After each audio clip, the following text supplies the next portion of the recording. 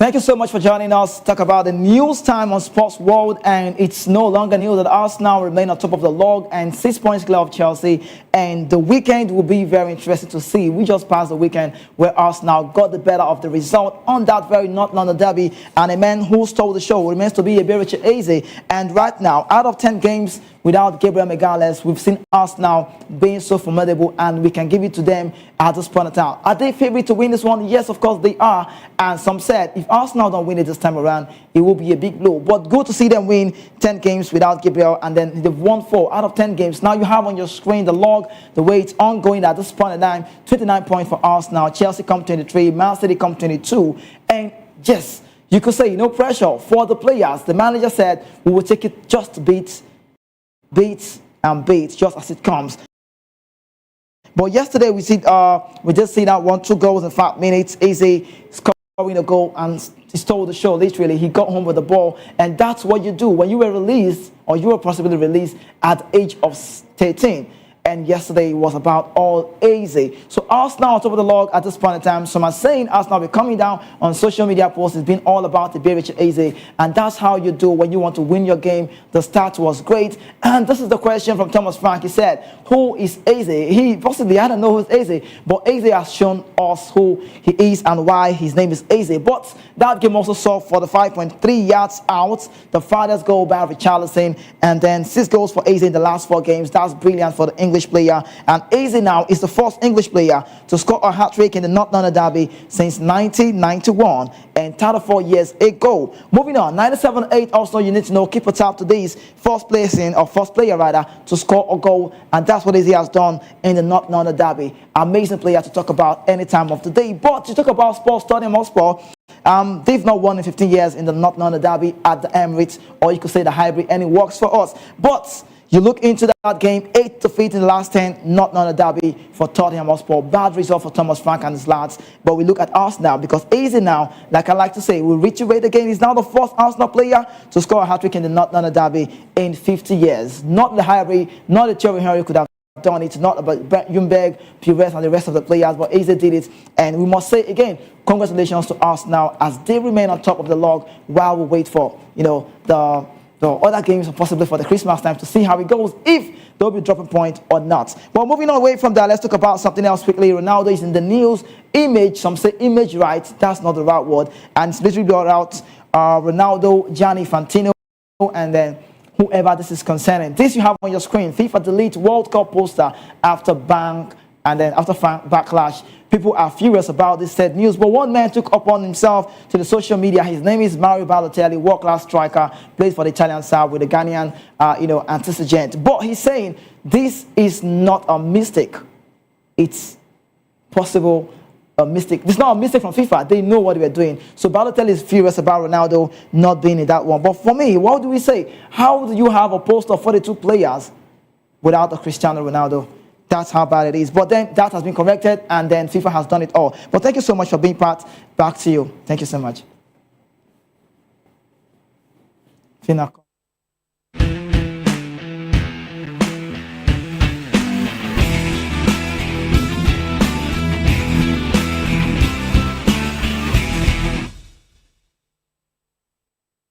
Thank you very much, Kizito, for that. Up next is entertainment news.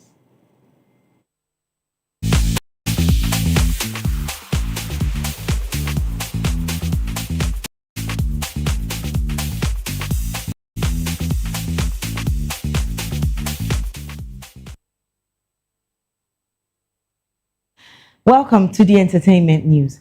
Stephanie Linus, chairperson of the Nigerian Official Selection Committee, has explained why no Nigerian films, including My Father's Shadow, were submitted for the 2026 Academic Awards International Feature Film category. Speaking at a panel during the Nigerian Film and Video Censor Board's Digital Content Regulation Conference in Lagos, Linus said the film's funding came from outside Nigeria, with international backers controlling its submission. She added that the producers never submitted the film to the NOSC, respecting their founders' condition, and argued that the financiers claimed ownership to the benefit their own industry, not Nigerians. Linus also addressed confusion over the film being announced as a Nigerian entry at Cannes suggesting it may have been a mistake. Reggae legend Jimmy Cliff has died at the age of 81.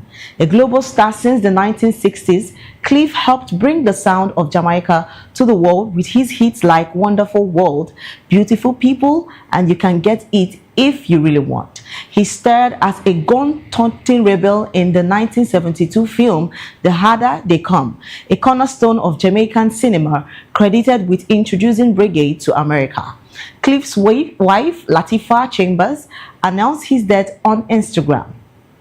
Born James Chambers in 1944 in St. James, Jamaica, Cliff grew up in poverty as the eighth of the 9 children. He began singing in church at 6 and moved to Kingston at 14, adopting the surname Cliff to reflect his ambitions.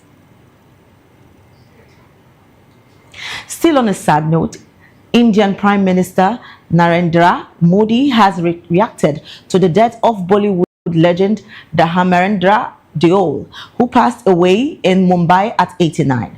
Modi described the actor's passing as the end of an era and paid tribute to him on X, calling Dharmendra an iconic film personality and a phenomenal actor who brought charm and depth to every role. Dharmendra, one of India's most beloved stars, enjoyed a 60-year career with over 300 films. He became a household that as Veru in the 1975 classic Sholay, and his versatility spanned romance, action, comedy, and drama. And that's it for entertainment. I am Precious Agumanu.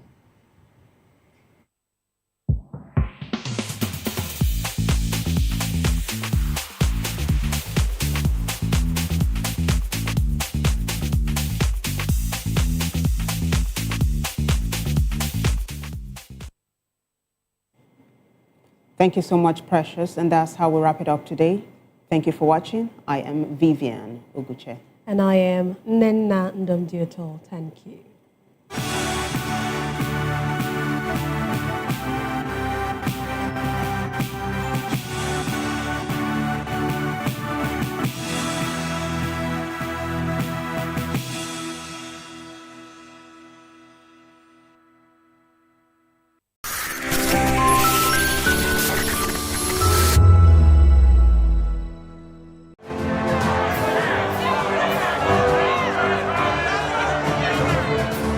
Do you want your voice to be heard? Do you know that you matter in the scheme of things? The People's Voice, the show where ordinary citizens take center stage as we discuss the biggest stories that affect you and I. With you in mind, we facilitate lively discussions, debates, and interviews on the topics that matter most to you and I, from social justice to economic empowerment, education to healthcare, governance, and more. Tackling tough topics and amplifying your voice. Join the conversation and make your voice count.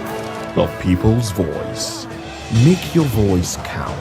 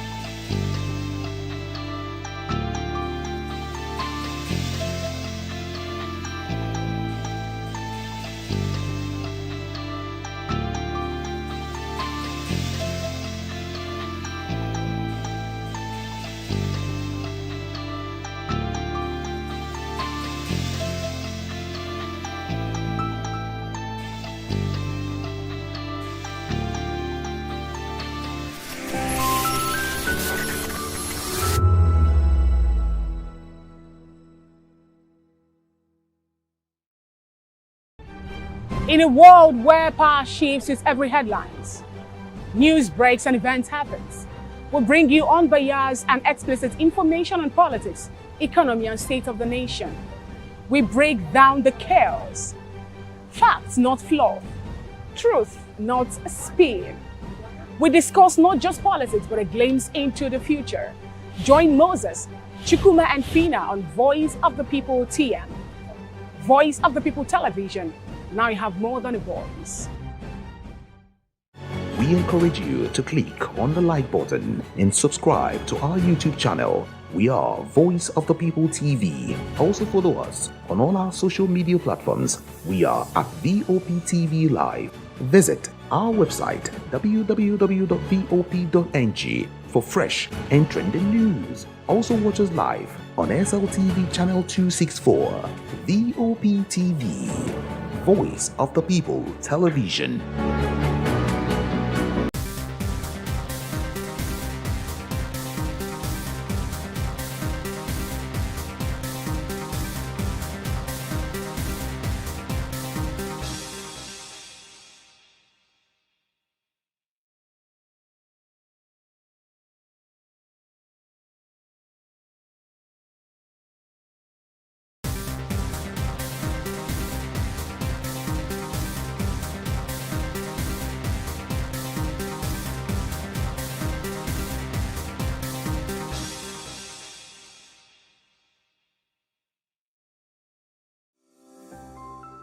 VOP TV. Now you have more than a voice.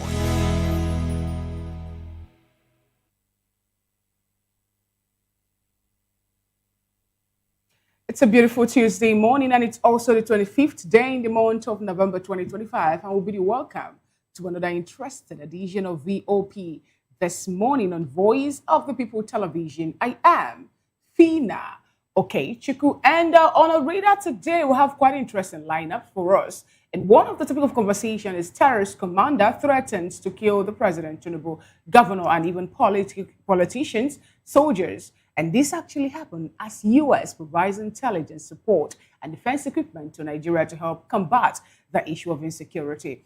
We'll also talk about the sudden, will I say sudden at this point? Some people will be like, it's been a long time coming. They see this playing out at this point. Atiku Abubakar picks ADC membership card, says the real opposition has begun. So for some people who are asking, where is it going to purchase net? Is it going to be with the SDP, or is it going to be with the ADC, or is it just going to stay out and watch young people do the race?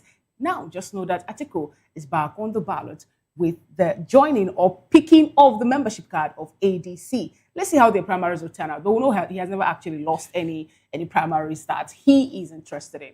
Away from that, we have other trending stories also that we'll be bringing the touchlight on. But do well to join us. Do well to join the moving train. How to do it is very easy and very simple. If you have SL Television Metro, just click on channel 264. We are there on your big screen. And for those that want to subscribe to our social media handles, on YouTube, we are at Voice of the People TV. And across all the social media platforms, the X.com, that's the X, formerly Twitter, and the Meta, Facebook, and TikTok. We are at VOP TV Live. We have a website, www.vop.ng. They have fresh and trending news. Fresh and trending news. Fina, according to your article, has never lost any primaries. He has not won any election. Is he going to win in 2027? Well, let's keep our fingers crossed. Good morning and thanks for joining us. I am Chukuma Okoro. Welcome to VOP this morning. Yes, of course. I am Moses Humphrey, welcoming you on board. It's a beautiful Tuesday, the 25th day in the month of November. Now, let's dive into some other stories that Nigerians are also talking about. Now, residents of Isuku in Yewa North local government area of Ogun State have reportedly appealed to social media personality, very dark man, Vincent Ote, for assistance over a severe water shortage in their community. Now, in a video shared on X by Frigotista, at Frigotista, residents were heard chanting, "Very dark man, come and save us. We don't have water." Well, highlighting the desperation faced by the community. The video has since sparked reactions online, with users expressing concern over the lack of basic amenities in Isuku and urging relevant authorities to address the situation promptly. While some social media users expressed frustration at the state of governance in Ogun State. Now, there are many sides to this. The people obviously don't see government as an institution that they should run to. They have lost faith. That's what it means. They've lost faith in the government in the state. And I think government at all levels, because with the advent of social media, Nigeria and the rise of people like Very Dark Man, Nigerians feel, okay, if these people showcase our problems, then the politicians will hear and come to our aid, which is very embarrassing for the politicians. Very embarrassing. That's a local government. What are they doing? Now, like I said, there are many angles to it. Government should provide, but we know that in Nigeria, we do a lot of provision for ourselves. We dig boreholes. In other parts, I was speaking with someone yesterday, and she said, look, in Benin, where she went to school, water is provided free. We used to have water corporation. I think we still do, but how effective is their distribution of water? You don't turn on your tap and have water come from the water corporation. No, you don't. It has to come from a borehole dug somewhere in your compound.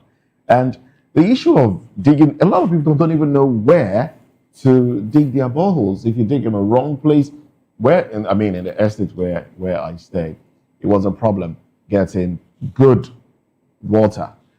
The first time we moved in there, it was the water had a lot of iron, the color would mess up your clothing.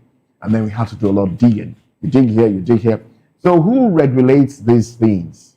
And that's the people trying to provide water for themselves. But the issue of Yewa, I understand that sometimes the people dump refuse in channels that wash into the major stream as well. All right, so it's a people government thing if you want to find a solution to the water crisis.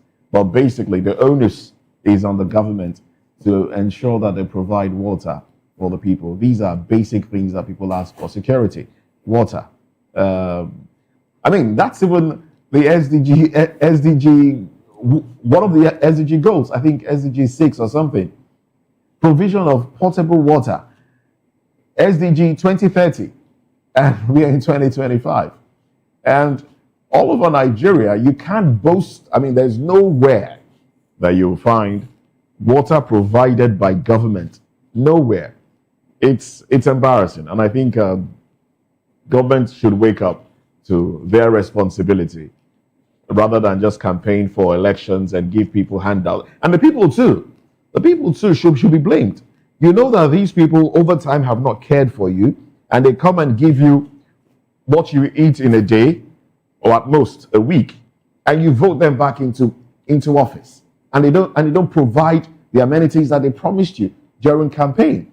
So you have yourselves to be blamed as well. It's, let me drop my pen, or let me drop my mic at this point.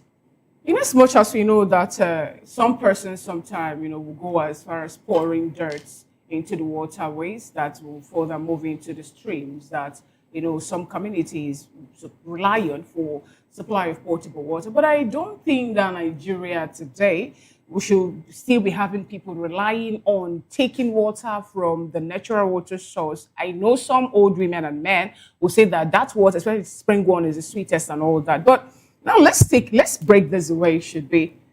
This Isuku community is in Yewa North. And then they have a member who is representing them. And we're looking at that person to be Joseph Folorusho Adeyemi. He is the one representing this particular people in the State House.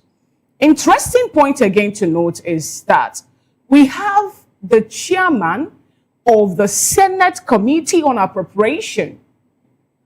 He is the senator representing this constituency where the Isuku and the Isuku community comes from. And he is the one who supervises the budget allocation and everything. Is it trying to tell Nigerians that he doesn't even know what is happening within the community or the constituencies that he represents?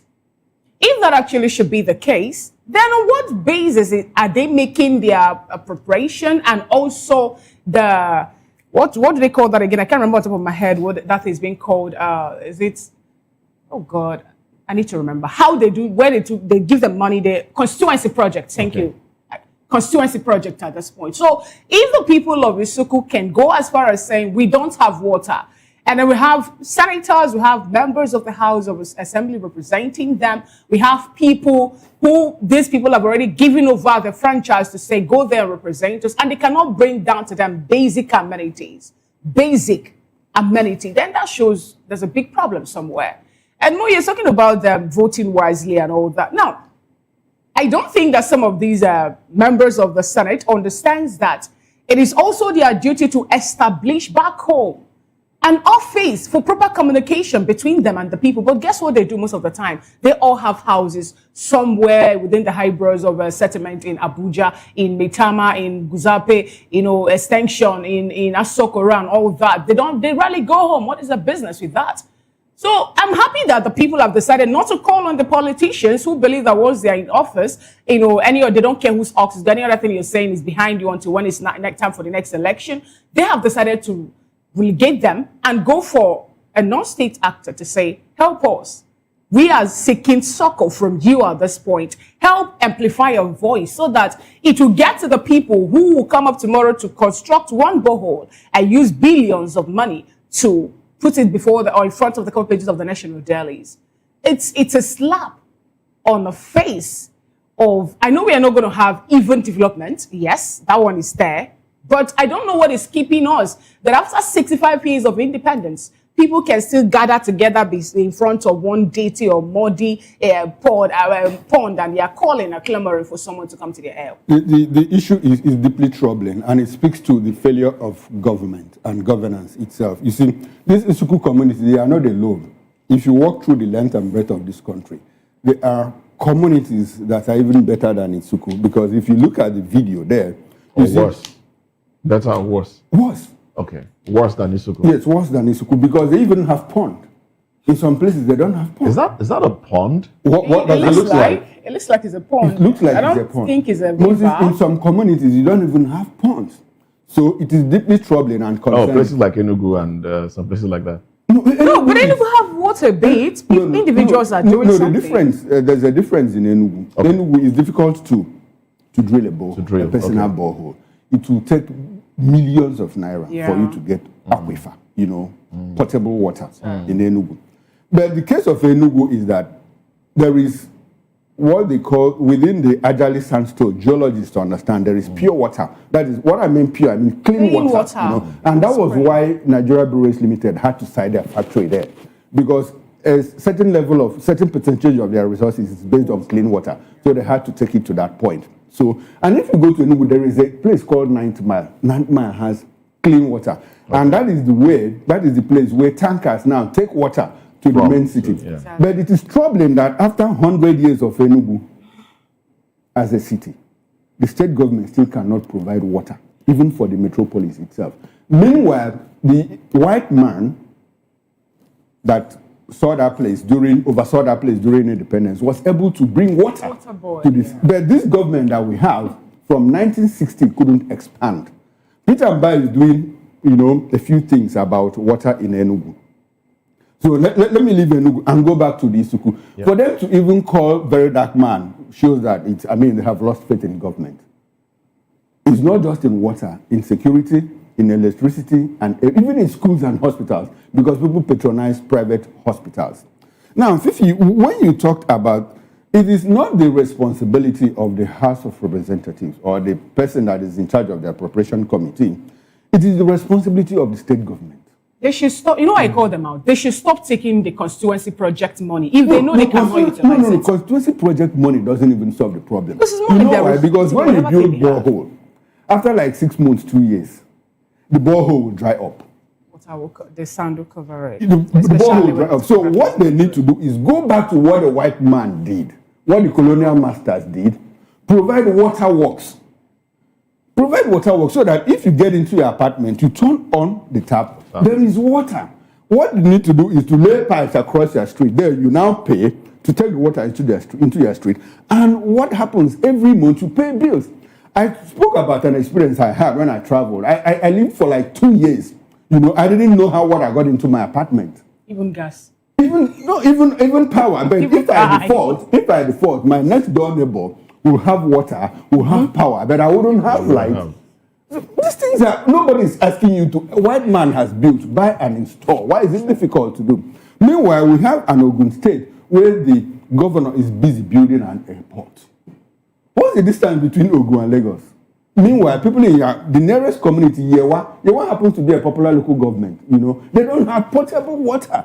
So what are you there doing, building an airport and all of that? It speaks to the failure of governance. And the only thing we can do is to walk back. Where did we make mistakes? Let's go back to what works. You will even generate money. And I said, look, if you can't even do it, invite foreign partners. Let them come and build it. Then you might do PPP, and in the next 20, 30 years, they recover their monies, hand over, and walk away. You have water.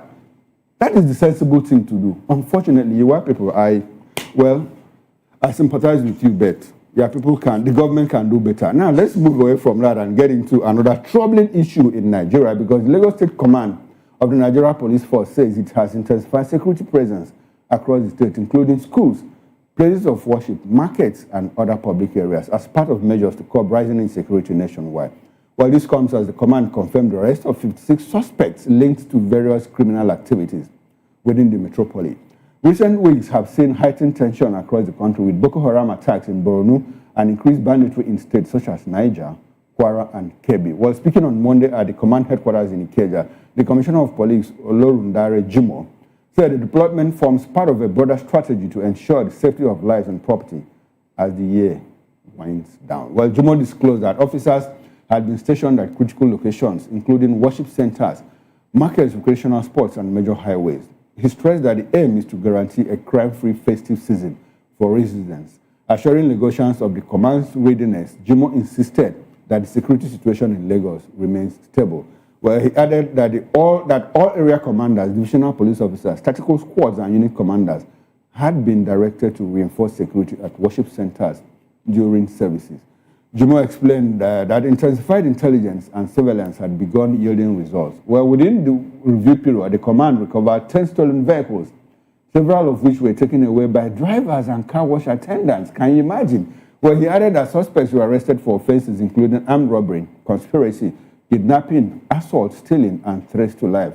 He further disclosed that the recovery of multiple firearms and dangerous weapons across November operations and all of that. Well, it's a good thing that this is coming, especially when we live in very troubling times where everybody, you have to look over your shoulder, even if you're walking in the streets, you know, especially. You know, but it gets more concerning, you know, and it gets more troubling if the cities are no longer safe, you know.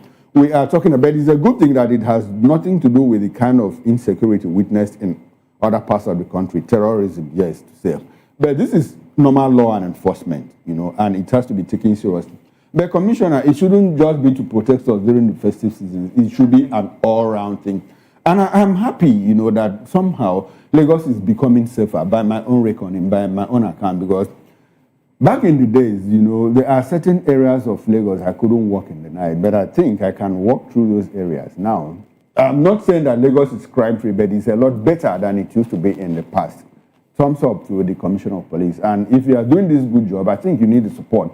But we also have the Lagos State Security Fund, you know, which is a corporate organization putting a lot of money, and people are doing a good work. Congratulations and thumbs up. Please secure Lagos. And if other state commissioners and their governors do the same thing, Nigeria will be a safe place for all of us to live. I just hope this is not like a soundbite, because when you say you have arrested 56 persons and all that related to different crimes and every other thing you pointed out, I hope those people actually are the ones that committed these crimes. I don't want it to be maybe an individual who mistakenly be at the wrong place, at the right place at the wrong time, is behind the bars suffering for what they or he or she do not really commit. Then another thing I want to talk about, though Chukuma have actually pointed to that, is I want the security of lives and property to be a continuous event. It shouldn't just be during the festive period. You know, you come to secure lives of Nigerians living in Lagos. It should be an all-round thing, round-the-clock thing. It shouldn't just be for a particular period of time. There was a time they also, there was an information pushed out by the Lagos state government about how unsecure the Bariga axis or thereabouts is over the One Chance syndicate operating within that axis. And my sister came back one day and she told me something that along maybe 2 hours of shade or thereabouts when she was going to work, they saw a dead body by the roadside, and they believe the guy must have been lynched by some person. I don't know, but I was like, oh, For how long? She said the cops were there for the time she was going to work and when she was coming back. And no one actually do anything about it. But I believe by now, the dead body wouldn't have been there again. But all the same, the question I want to ask is this. I hope the executive, I hope the VIPs, whom the president have also given a directive to say, withdraw all security personnel attached to them. I hope that will be implemented in Lagos State too. Because sometimes when you're driving and the way some individuals behave as if they are gods, it's more like, yes, as if they are mini gods. It speaks some, I don't know, as if maybe some people are more Nigerians than others. So if we are, Lagos is a place where the world have their eyes on. Yes. And I love it that way. I love the way it is. But if we are to have some directive from the president, I believe it will start here in Lagos. And deploying of security personnel to worship centers and recreational centers is a good one.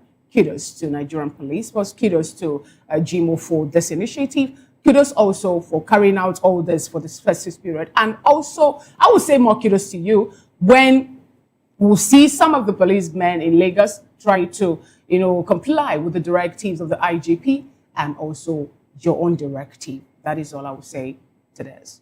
Well, there has been concerns raised of possible breakdown of law and order and issues of insecurity, possible invasion of Lagos. Lagos State government has done quite a lot in that regard about invasion. I know there was a time when there was a truckload bringing some people from the northern part of Nigeria into Lagos, and they were profiled, and those that did not have anything reasonable doing were sent back. There was also a time a truckload of motorcycles were impounded by the Lagos State government, and we know how these things come into Lagos, and then you have certain characters, lurking around, and there's been the talk about an invasion, a possible invasion. I think this just means that we should be careful. We should all be watchful. Look around you. Be aware of your surroundings and the rest. It's important. And they talked about robbery. Yes. People, imagine taking your car to the mechanic to fix. And Or to a car wash. Car wash. That means you should be blamed then, because that means you left your car keys and you walked away. But you give him the car key to go to inside. And then you sit around. And then you sit there. Maybe. If I go to the car wash, I sit there. Okay. I sit there. But imagine going to... We've seen mechanics do these things. Even drivers. We've seen drivers do these things. We've seen help. You told the story of what happened to your uncle. Sometime. The mechanic... Oh, yes. Yes. Somewhere around Obalende. That's where you spotted the vehicle there. We're staying in VI then. And then he took the car to the mechanic. Mechanic opened the pigeonhole and saw the papers of the car and sold the car. Sold the car to a pensioner. A man who felt, okay, he had worked 35 years and then he got bulk sum and decided to buy a car. He bought the car. And then we just noticed we did not hear from the mechanic.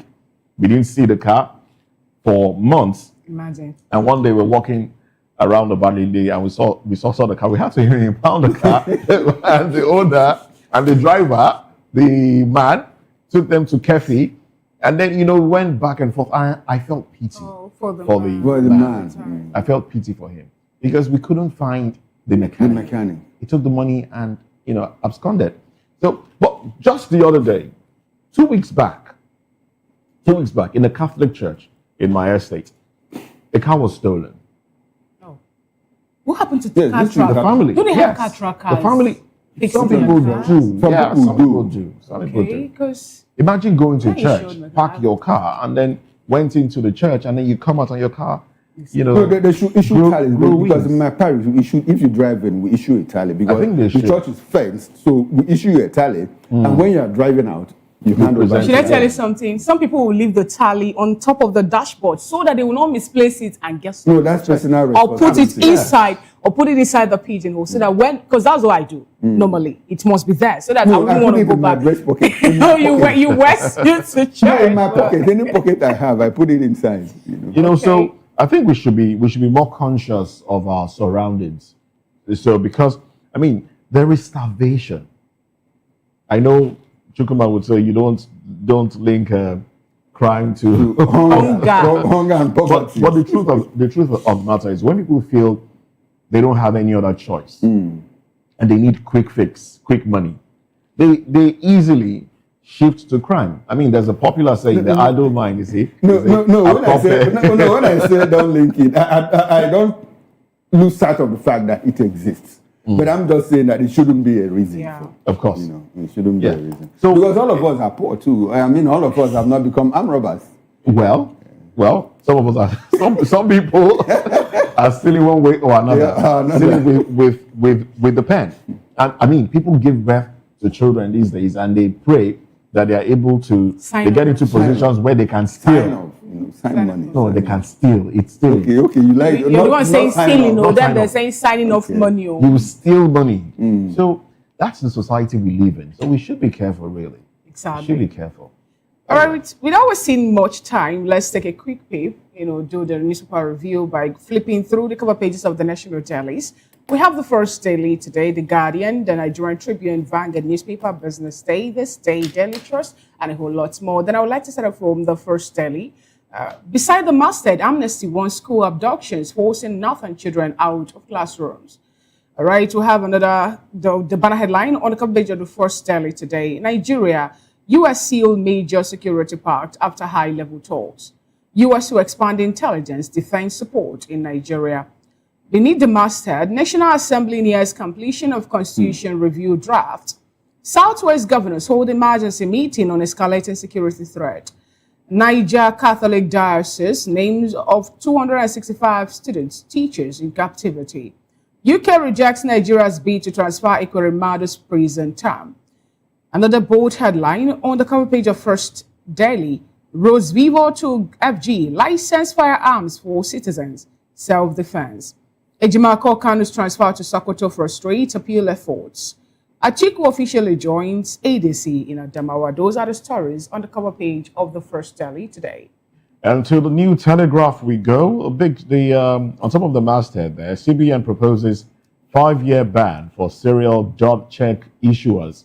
God, that's long in coming. They should do that because I've been a victim. With a job check? Yes. Oh. We'll talk about that during newspaper review. Hearing of contempt charges against AMCON officials.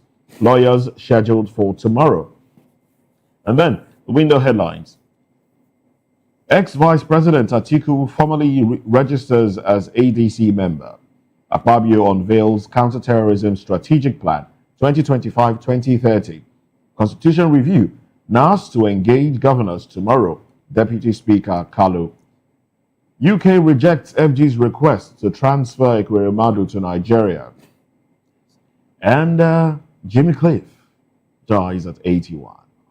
Bollywood's Dharmendra at 89. Dharmendra. Oh my, that movie. Yeah. Oh my goodness. He's gone. He's gone. Okay. How DSS NAF raid ensured kidnapped worshippers rescue by security sources. Says President personally coordinated rescue strategy. U.S. to provide intelligence support, defense equipment to Nigeria. Presidency. Southwest governors propose security trust fund as Akinyemi urges Tinubu to declare state of emergency on insecurity. UK, Canada, Australia launch campaign against visa fraud. Violators liable to 10 years travel ban. AU-EU summit. Nigeria intensifies bid to secure UN Security Council permanent seat with veto power for Africa as Tinubu demands Africa-led solutions to insecurity. And also, we have these headlines. Education, suffering political bandit attacks. ASU. As crucial talks with FG begin, workers' rights under intensive coordinated assault. Ajero. Nigeria's education in the throes of insecurity. And then the bottom strip, where we also have Southeast Reps seek presidential pardon for Nnamdi Kanu. At the bottom strip, hope as world's first lung cancer vaccine enters clinical trials. Well, those are the headlines on the cover page. I think there's a very interesting story on the New Telegraph. It says that the President, Commander-in-Chief, personally coordinated the rescue effort. That's interesting. We are getting better. Yeah. Commander-in-Chief, see. Well, let's quickly run, Moses, I don't like this. Let's quickly run through the Punch newspaper with the window headlines. Wike, Turaki's camps differ on PDP Secretariat reopening. Strike, ASU NEG to review FG's final terms Wednesday. NSA launches 2025 to 2030 counter-terrorism plan.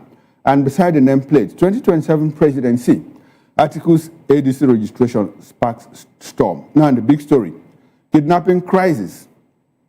Governors convene emergency session. School lockdowns rise. 19 northern governors to meet. Southwest plans forest surveillance. What's going on in the southeast? Nobody is meeting. Union fault lockdowns. Tinubu rejects mercenaries. UK rejects Nigeria's request to repatriate Ekweremadu. Osun 2026, Adeleke is said to announce re-election platform. Said to announce re-election platform, not PDP? Oh. Now, inflation, MPC may cut interest rate again today. Police tighten security in Lagos schools, worship centers. Constitutional review moves to 36 state assemblies. And that's it from the Punch newspaper. That's how we can go on the newspaper review, but do well to join Chukwumen Moses for the newspaper analysis on top of the hour. That's 10 a.m. here on Voice of the People Television. We'll go on a quick break and when we'll come back, we'll dissect the first big conversation, which centers on insecurity as a terrorist commander threatens to kidnap President Tinubu, governors, politicians, and soldiers in coming days. And this is coming when the U.S. decided to provide intelligence support and defense equipment to Nigeria to help combat insecurity. Stay with us. We'll be right back.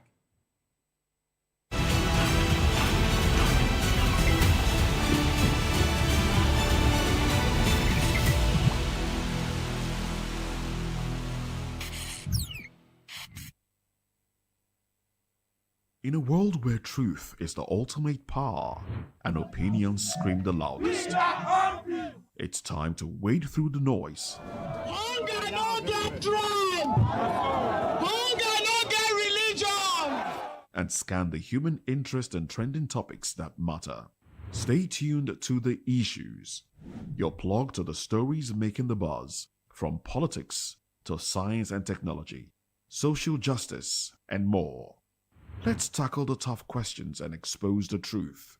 The Issues on Voice of the People Television.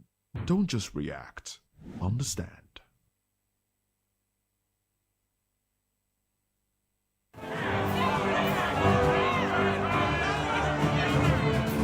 Do you want your voice to be heard? Do you know that you matter in the scheme of things? The People's Voice, the show where ordinary citizens take center stage as we discuss the biggest stories that affect you and I. With you in mind, we facilitate lively discussions, debates, and interviews on the topics that matter most to you and I, from social justice to economic empowerment, education to healthcare, governance, and more, tackling tough topics and amplifying your voice. Join the conversation and make your voice count. The People's Voice. Make your voice count.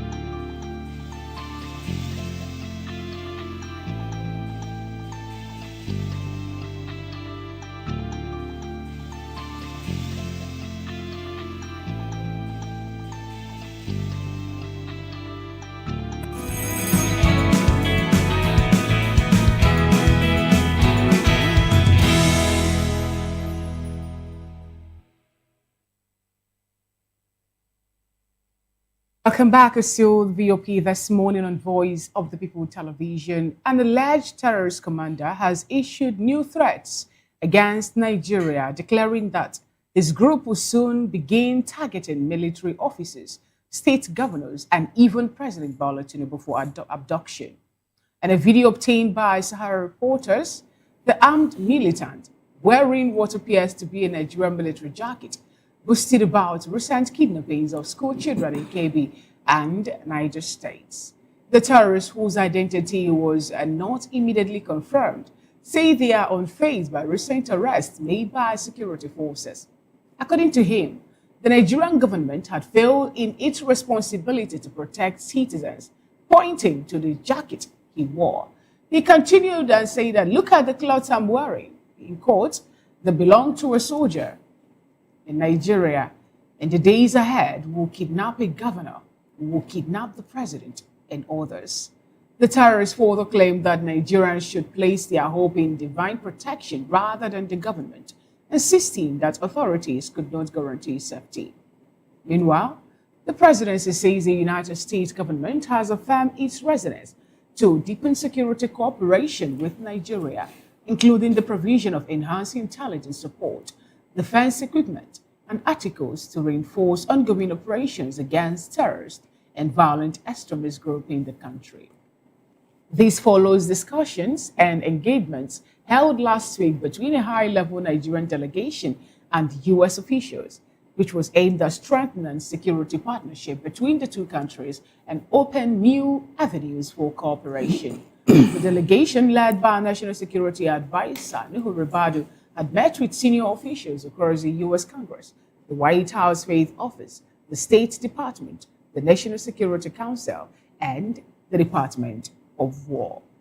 We have with us in the studio to help make sense of this topic, we have Prince Francis Chilaka, who is a political and public affairs analyst. And joining us virtually is Reverend Ezekiel Dachomo. He'll be joining us from Plateau State, where he is presently. Good morning, Prince Francis Chilaka. Yes, good morning. Good to have you join today's conversation. Welcome. Good morning, Reverend Ezekiel Dachomo, if you joined the conversation. Good morning, if you can hear me. Please, we'd like you to unmute your microphone so that we can communicate with you effectively. All right, well, we'll let you, handle that, the technical glitch. We want to start off with Prince Francis Chilaka.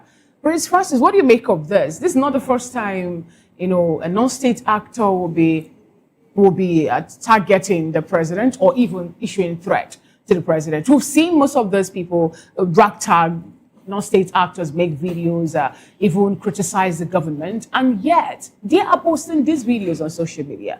What is there in tracking them down and picking them out and also handing them over to, security personnel for proper punishment? Well, this latest video is the height of impunity. It is also the height of rascality. It also shows you how our security architecture seemed to have failed the Nigerian nation because it's no longer a child's play. It's no longer like saying, "Oh, we're going to attack a village," but now you are beginning to point your sword at the heart of the nation, and that's the presidency. I don't think any reasonable country would take such, from anybody. And it calls to question for those who have been asking for us to negotiate with these bandits. And you ask yourself, what is there to negotiate about? So if the bandits have gotten so bold to now begin to threaten, up to the point of threatening to kidnap your president, Kidnap soldiers too. and soldiers, and even governors, then it means that whoever is calling for negotiation should for now be arrested, and so that we get more facts. It simply shows that what they are trying to tell in effect is that they are within the system. Well, we saw that play out during the past administration where people were threatening to kidnap the former president, the late president, now Muhammadu Buhari, and nothing actually, we didn't hear that those individuals were arrested. Those ones, they didn't show their face. If you watch the video, they mask their face. But this guy he's not scared. He puts it there. It's daring.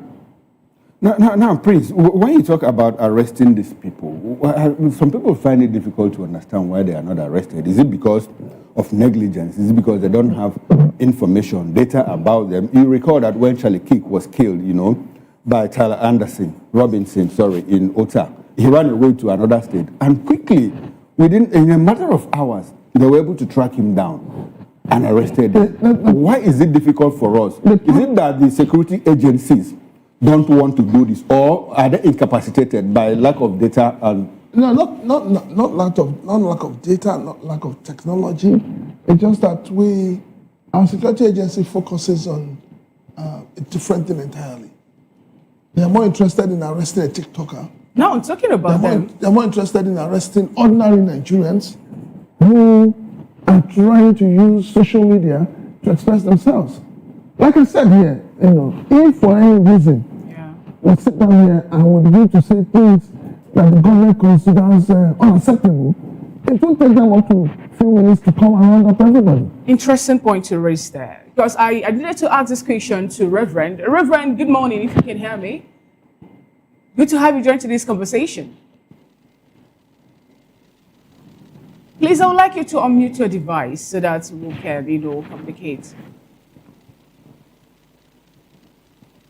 I needed to ask Reverend Ezekiel Dachimo what is happening, because some Nigerians were raising alarm saying that his social media handles were suspended, for putting out some videos and also making some statements about the killings of Christians and the people of some people in Plateau State, which him, according to the videos pushed out there, went to do the burial and every other thing. Let's actually get to know what is really happening. Good morning, Reverend Ezekiel Dachimo. Good to have you join today's conversation.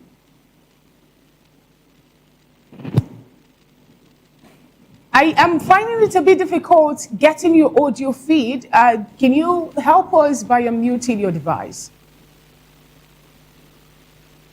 All right, while we work that out, let's come back to the studio, Prince Francis. Now, we also learned that the US have decided to support Nigeria with intelligence, provide them with sophisticated intelligence and also equipment or weapons for them to fight these non-state actors. Do you think that this will actually fall through? Remember that during the time when the President Obama was there and when the Chibok girls were kidnapped, we were told that the US actually made plans on how to come invade the enclave of the Boko Haram insurgent group members, rescue the Chibok girls. But immediately after that resolution was reached, they saw terrorist group members wearing masks for them to be protected against the gas which they're supposed to use in fighting them and all that. Now, are we going to see this move, this collaboration fall through, even when we're told that we have some repentant Boko Haram members join or work within our military space? I'm trying to get the true picture of what is playing out between the American government and the Nigerian government. And I say this because I've watched a lot of videos where the American delegates or representatives that met with the Nigerian officials, their own perspective, what they are saying about the meeting and what Bayo Onanuga pushed out yesterday are invariants. They're not together. They have said that they're giving conditions under which they are ready to work with Nigeria. And in that press release, he didn't mention what it is that they have agreed upon. He didn't. Nobody mentioned it. Yes, so now we're lost. We don't know where to belong to. We don't know, who is saying the truth and who is telling us stories. Yeah, shouldn't such information be classified? Why would it be classified? The Americans are not classifying anything. They said, look, from what I've heard, there are two conditions. There is a guy that was sentenced to death. Johnson. Yeah, and they're saying he must be released. And then the second condition, I've heard them say it on all the videos I've watched, is that the Nigerian government has to bring out a roadmap on how they intend to disarm, dislodge, and take care of this. So if you're talking about intel, providing you intel is a different ball game. Why is it a different ball game? Is it because if they provide you the intel, what do you do with the intel? What do you do with the intel? They can provide intel and then help you, execute it. No, don't forget, the Nigerian government do not want them to come and execute. No, help you execute it. How do you help you to execute? Where? How to go about executing? Now let me ask you, it's good we're having this conversation. we heard that 35 CSC church members were released. Please, federal government, you rescued them. What happened to their captors? Then let me ask you that question. What happened to their captors? What do you think? Nobody has said anything to us. You don't think they were overpowered? Or you think they were paid? If they were overpowered, don't you think that it will be a sign of relief if the Nigerian people are told, oh, these people, we have been able to take them out? Okay, so as it is now, do you think US Trump will no longer come to Nigeria? Do you think they've been able to reach some sort of agreement that, okay, give us intel, don't come. Don't come fight. You know the thing is, whether you like it or not, the thing is still being debated. Okay. Yes, the American government is still debating it. Well, some will say that with this revelation that there's some sort of arrangement being made, and America has a foot in the door. Let me say this. I don't understand why the Nigerian government has decided to embark on propaganda. You're having a problem, and somebody's saying, I'm going to help you solve your problem. Rather than accepting for the person to help you solve your problem, you're running around the whole place trying to tell everybody that you have no problem. So I don't know why the government is doing that. No, but if, I mean, not trying to be an advocate for the government here, but if if America wants to come, America should have their own agenda as well, just as against just fighting for Christians, as they said. The government has told us. The government has told us. Shouldn't Nigerians be aware they have told us of what whatever they think, agenda? They've told us what they think the agenda of the American government is. But between you and I, as citizens, what have we benefited in these same resources that suddenly everybody in Nigeria has become patriotic? Suddenly everybody has become patriotic. You see former governors, you see former everybody doing a video telling you how patriotic they are. In the midst of that patriotism, students are getting kidnapped. Schools are getting shut down in the north. Some have said that's linked to some sort of political agenda to ensure that this administration looks bad, like what we saw prior to 2020. Who started it? Prior to 2015 elections. Who started it? What are your thoughts? Who started it? It's APC. This is the format APC used in coming to power. Are we not in this country? Are we pretending not to know what happened between 2012 and 2015? Are we pretending that we do not know what happened? Are we pretending that men of God organized people to come and protest? Are we pretending that the former President Jonathan was called clueless? Are we pretending that he was told to resign if he was unable to protect the lives and properties of Nigerians? We're back to square one. Prince, you said something. I'd like for us to walk back to it. You asked the question. You said you don't know why it is difficult for this government, to get into collaboration and all of that. Now, and do you think it's politically motivated? I ask that question in the light of the fact that, look, certain group of people, there's this school of thought that says, look, the president might be under pressure not to agree, because if he does and allows America to step in either in form of footprints or collaboration, to take out these insurgents, that he will be offending some interest. And because of that, he doesn't want to get into that collaboration. And that he might, if he gets a 2027 return, and that he'll be able to do that after that time. Do you share that thought? For me, if the whole country or the people get killed, who will you govern? Common sense. Who will you govern? Yeah, the politicians don't think like that. No, but we need to make them think like that. Will they? My problem with Nigeria is the fact that the people have, kind of given away their sovereignty without thinking twice. And it is time that the Nigerian people begin to wake up and realize that power belongs to them. Because you and I must be able to tell the man you have employed to be accountable to you. But in Nigeria, the politicians are not accountable to anybody. Please, See, I'm sorry, Okoro. Okay. We have a situation where 400 names or 400 plus names was given to the late president. I will not say the late president. It was given to the former presidents. Because if you say the late president, we're saying that it is Buhari himself. No, it was given to the president. And governance is what? Continuum. What is difficult in publishing those names? So that we even know who these sponsors are. Okay, before we move over to the virtual guest, I would like to ask you this same question again. You know, when I ask guests this question, do you think that the president not wanting to collaborate with government is politically motivated based on the premise I laid? They try to tell me what should be and not what is. Do you think that the president might be hamstrung because if he does that, he will offend some interest? Do you think it's a possibility? If the president, if that is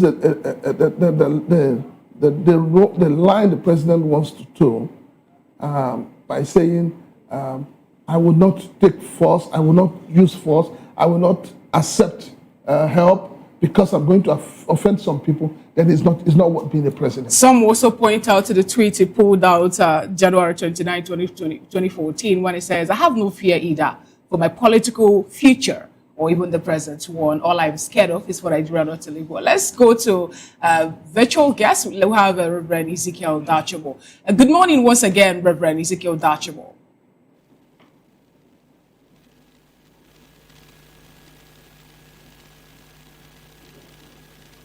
I guess we're still having the glitches from his end. And I know my technical team are already working very hard to make sure we restore that. Of course, we need to know the situation of things and why is it that his Facebook account was suspended. Let's bring it back again. Prince Francis Chilaka. Now, some people also are calling for insecurity to be declared state of emergency, saying that it's long overdue, especially with the recent killing and all that. Just a few days ago, Obieze Kwesili made Nigerians understand that from 2014 to this November 2025, over 22 abductions, 22 attacks have happened, and over 800 people were being kidnapped. Do you think it's high time we declare state of emergency on insecurity? And if that should be the case, why then is it that we're delaying, in doing so? Well, if you ask me that, who I go ask? Because the truth of the matter is that what has played out in some states in the north is actually worse than what played out in Rivers State, where you had a state of emergency declared. So I'm not sure. I don't know why Mr. President has found it extremely difficult to declare a state of emergency in some states in the north. And I don't understand why, we've been talking about declaration of state of emergency on insecurity. Nobody's taking heed to that. So Nigerians go to sleep with one eye opened, and when we wake up in the morning, we're all trying to find out who has been kidnapped, who has been killed, who has been maimed. And I say this, Mr. President should understand that the insecurity in the land has gotten to crescendo. A country that is not at war, yet her citizens are living in IDP camps. We should be asking, and I don't know why Nigerians are not asking, we should be asking, those living in IDP camps, who have homes? If the ancestral homes are still there, why is government not doing everything possible to take them back? So it's like we're just in a cage and we don't know how to, the cage is open, but we don't know how to come out. When you say we are in a cage and we don't know how to come out from this open cage, someone said something, I think July 17th or thereabout, Buba Galadima said something about how they brought in the late president just because they want him to stand in gap to protect the Fulani stock who, according to him, were being killed by the OPC, empowered by the present president and late Olusegun and former President Olusegun Obasanjo, beg your pardon. And if that should be the case, recall that when we had the first 73 people killed in Benue, the late president made a statement, "They are your brothers, accommodate them." And we saw what started transpiring. You lived in the north. And before now, prior to that period, prior to the emergence of APC and all that, we don't really see the Fulani's headers wielding weapon. We only see them with their stick controlling their cow. Or like now that even the Mieti Allah branch sometime, say they had to bring in guns for them to protect their own. what is really happening and how are we going to end this whole issue surrounding insecurity and killings? You can't end it the way it is now because it has become a multi-million naira project. So long as these, call them Boko Haram, call them terrorists, they are making money. It has become a venture, and nobody closes a venture that is thriving. And the only way to end it is force for force. No pity, no rehabilitation, no integration. Go out there, decimate them. Prince, when people canvass this argument, it gets very interesting. Do you think that the whole issue about Boko Haram, Mahmouda, Lakurawa, is it economic or political? It is political. Let's say we need to, as a people, and I've always been advocating. First of all, I've always said that the 1999 Constitution should be done away with, should be shredded. We need to sit on a round table. There's nothing too difficult about it. We need to sit on a round table, eyeball to eyeball, and ask ourselves, what do we want for this country? Where do we want this country to be? How do we want to get to where we want this country to be? This idea of thinking that, oh, the North is pulling us back. The West is not responding. The East is trying to go. We can only achieve peace when we sit down. And like I said, the problem of Nigeria is injustice. Injustice.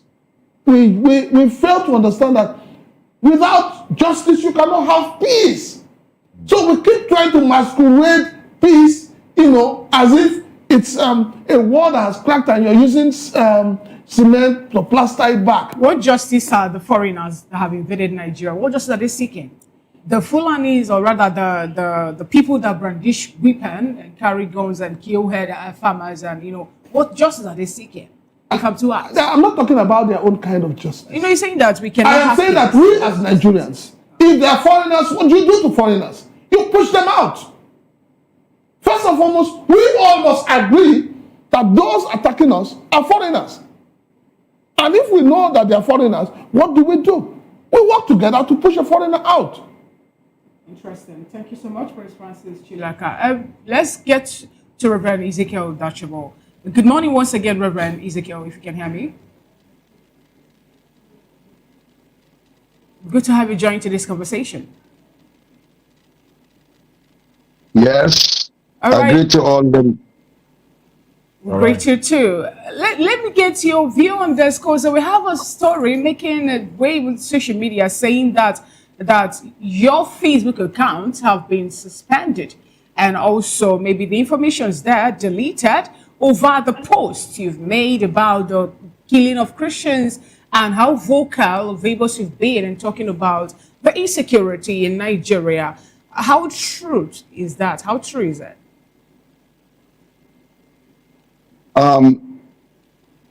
One thing from Nigeria, they don't want the world to know what is happening in the nation, because they have been doing that for decades, right from 2001.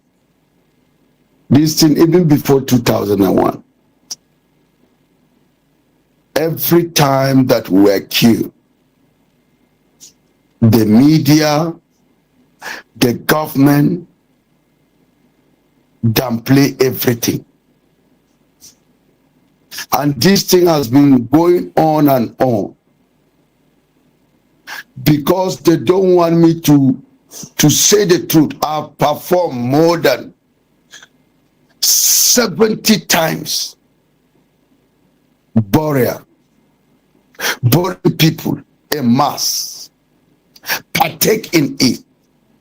Whether one person that was killed by Fulani terrorists, or 3, or 10, or 20, or 50, 100, even the 500 people that were killed in one night at Dogona Hawa Gemburu. We were tired of carrying corpses.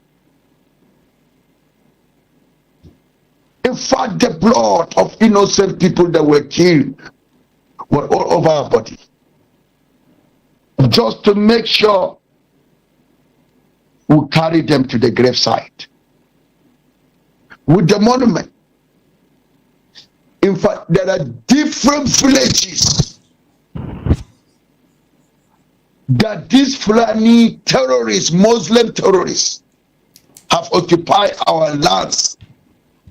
Over 200 areas in Plateau State.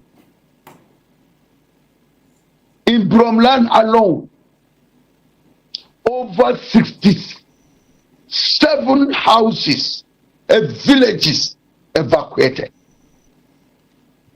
Talk of Bokos, Mango area. In Bokos, go down to Chatfed. In fact, it's not only when it's land grabbing and also committing genocide. When we look at genocide, what is the genocide? The real issue is that a certain group will do all that they can do to eliminate a certain group, whether ethnic or religion, based on different, to erase them completely. We have seen that. What is happening in Nigeria, it doesn't start from that time. Since from Ottoman Danfodio,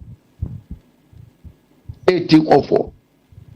He tried to move down to the south from the far north, conquering the Hausa people and imposing the Fulani people to rule over them.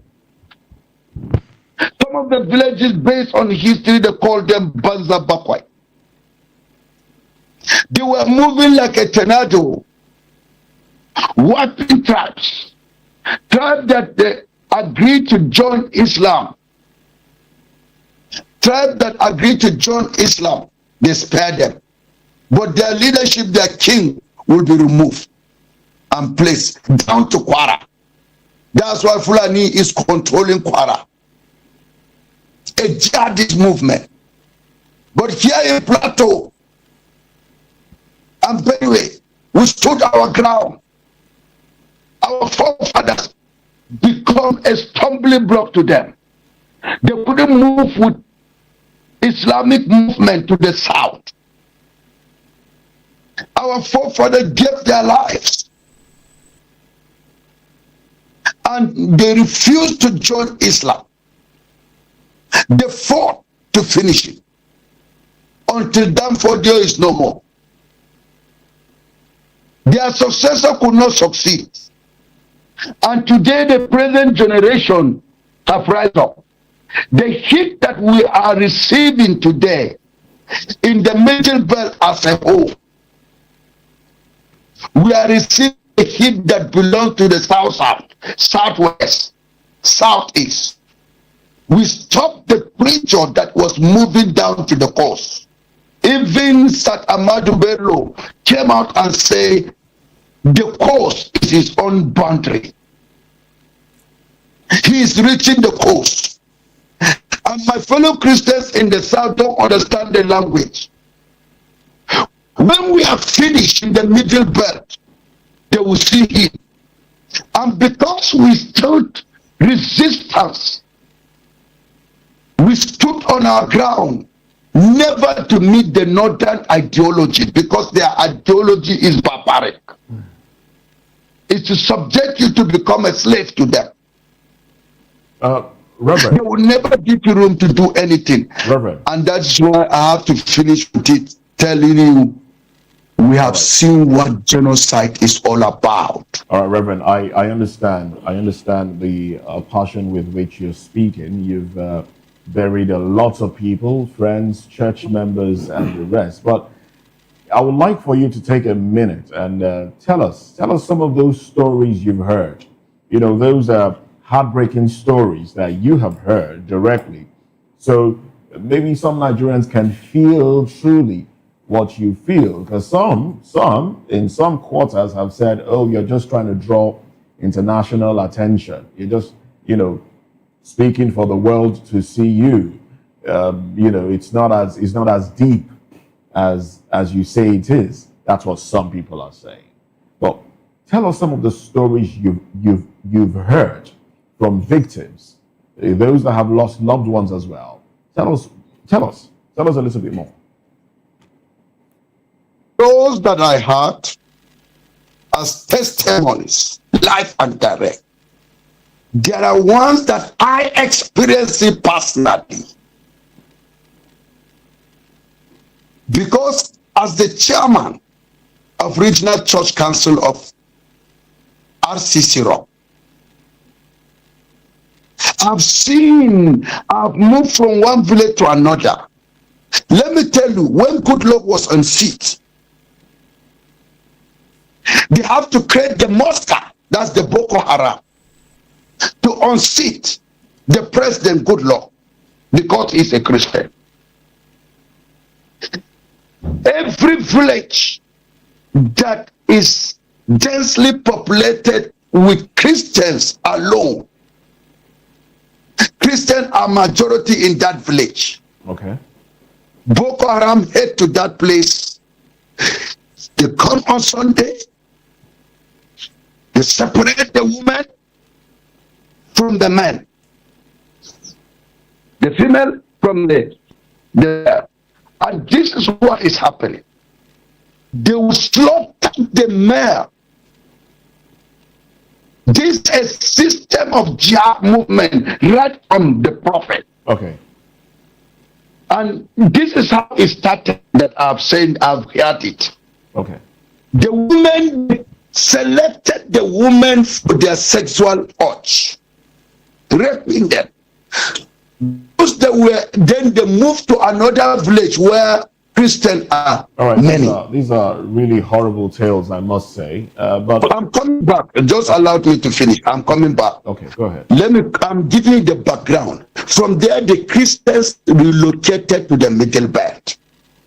Those that were able to keep the attempt. When they came, we count them as Zang Secondary School in Bukuru, Jos Plateau State. Come and see testimonies. Some from Gwaza. The farm have taken over the hilly areas of Gwaza in Borno State. So now, if you see a Christian in the north, it's an urban area where there is security. But in the rural areas, let me tell you, my brother, if you find a Christian there, is a slave. He has sold himself to them. Or a Christian that changed his name. I've seen that. Now coming to what to tell you about the king. Now they came to Middle Belt, they started fueling it. They went to my village, Bay. I was called and I had a call. There is a village in your local government. And when they invented the village, the first thing that they would do is to chant Allah Akbar, Allah Akbar. When they chant that things, Allah Akbar, the next thing is sporadic shooting. That is the sound of guns. I don't know whether it comes from Iran or any place. They kill. And that night I wanted to move to that village. Because it is my village where I'm grown up. They stopped me that I should not go. I may meet them on the way. I waited till 6 a.m. under tension. When I arrived at the village in the morning, it was 1 hour driving, around 7:30. What will I discover? The youth were coming and took me to my father's my house. I saw my grandmother. She was battered. How long ago was this? Her heart was removed. Reverend, how long ago? Her heart was removed. Her heart was removed. Her heart was removed, and the knife that they removed the heart broke inside. They used to show me that instead of me to support them so that they would defend themselves in the village, to look at it. My uncle at the other side, they say, come, follow them. Follow us. I followed them. They showed me the cup of my uncle. They remove his tongue. That's the life of Christian in Nigeria. They took me to my best friend's house. What will I see? How long ago? They opened the door. Did all of this happen? How long ago? It was about 13 years ago. 13 years ago. So this has been happening. Now I'm coming to. It has been happening since 2001. They took me to a friend's house. What will I see? They opened the door. I saw my best friend's wife and her 5 children. The other one was at the back. They burned them alive.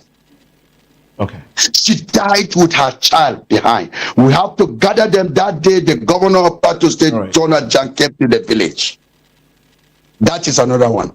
Should I give you the testimony eyewitness of Hurum village in Barkelnadi, where a Christmas Eve, it was a Christmas Eve. Nobody, there was no Christmas celebration. That's 2023. Let me tell you, it was war. Even the chief of defense staff came. Chief of army staff, they came. Come and see massacre. They organized machineries from the north, far north. They camped them in rural areas. They invented wild women, children were busy plaiting their hairs. The girls, the boys were bathing their hairs. Come and see women are frying chicken. Some of them are frying meat. Some of them are cooking meat. Depends on what you are doing that day in expectation of Christmas Day. Then come this machinery, went around the village and chant Allah Akbar. That's Umu village. I have all the pictures, everything documentary. I told them we photocopy the house, everything. It was intact. I kept the record, and the record I hear. Let's say this an eyewitness. Come and see how they butchered the Christian on that day. This was 2023 December. Reverend, this is the booklet. All right. Come with the book. Reverend, this is the bullet. Sir, we can't see the bullets because the picture is quite blurry. But I wish we could actually see that. Look at the booklet here. Okay. We passed the booklet. Okay. Yes, we passed this report from village to village. This is the analysis, statistics analysis of people that were killed and houses burned down. Have you been able to mass burial is also here. Have you been able, which government agency or which government official have you been able to get audience with and present this book to? Which of them? And what was their reaction to it? We did this in many copies. We distributed them. And they saw it. Look at. Okay, you didn't walk up to any government official personally? Yes, they came and visit us. They came, different government officials came. And when we did this, we distributed them. Look at how these are all the lists of those that have been killed.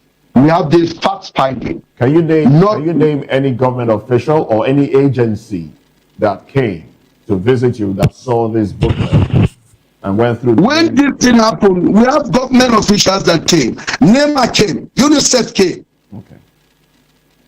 And the government of Plateau State came. Okay. With full stops. Because that day, I have to mobilize vehicles. All members that have vehicles and fuel their vehicles will move down to the village. Even Block Industries went and retrieved. We asked for their trucks so that we go down to the village. We are busy evacuating people from one village to another to the city. Come and see my compound with over 2,000 IDPs relocated. I mobilized my members in the town.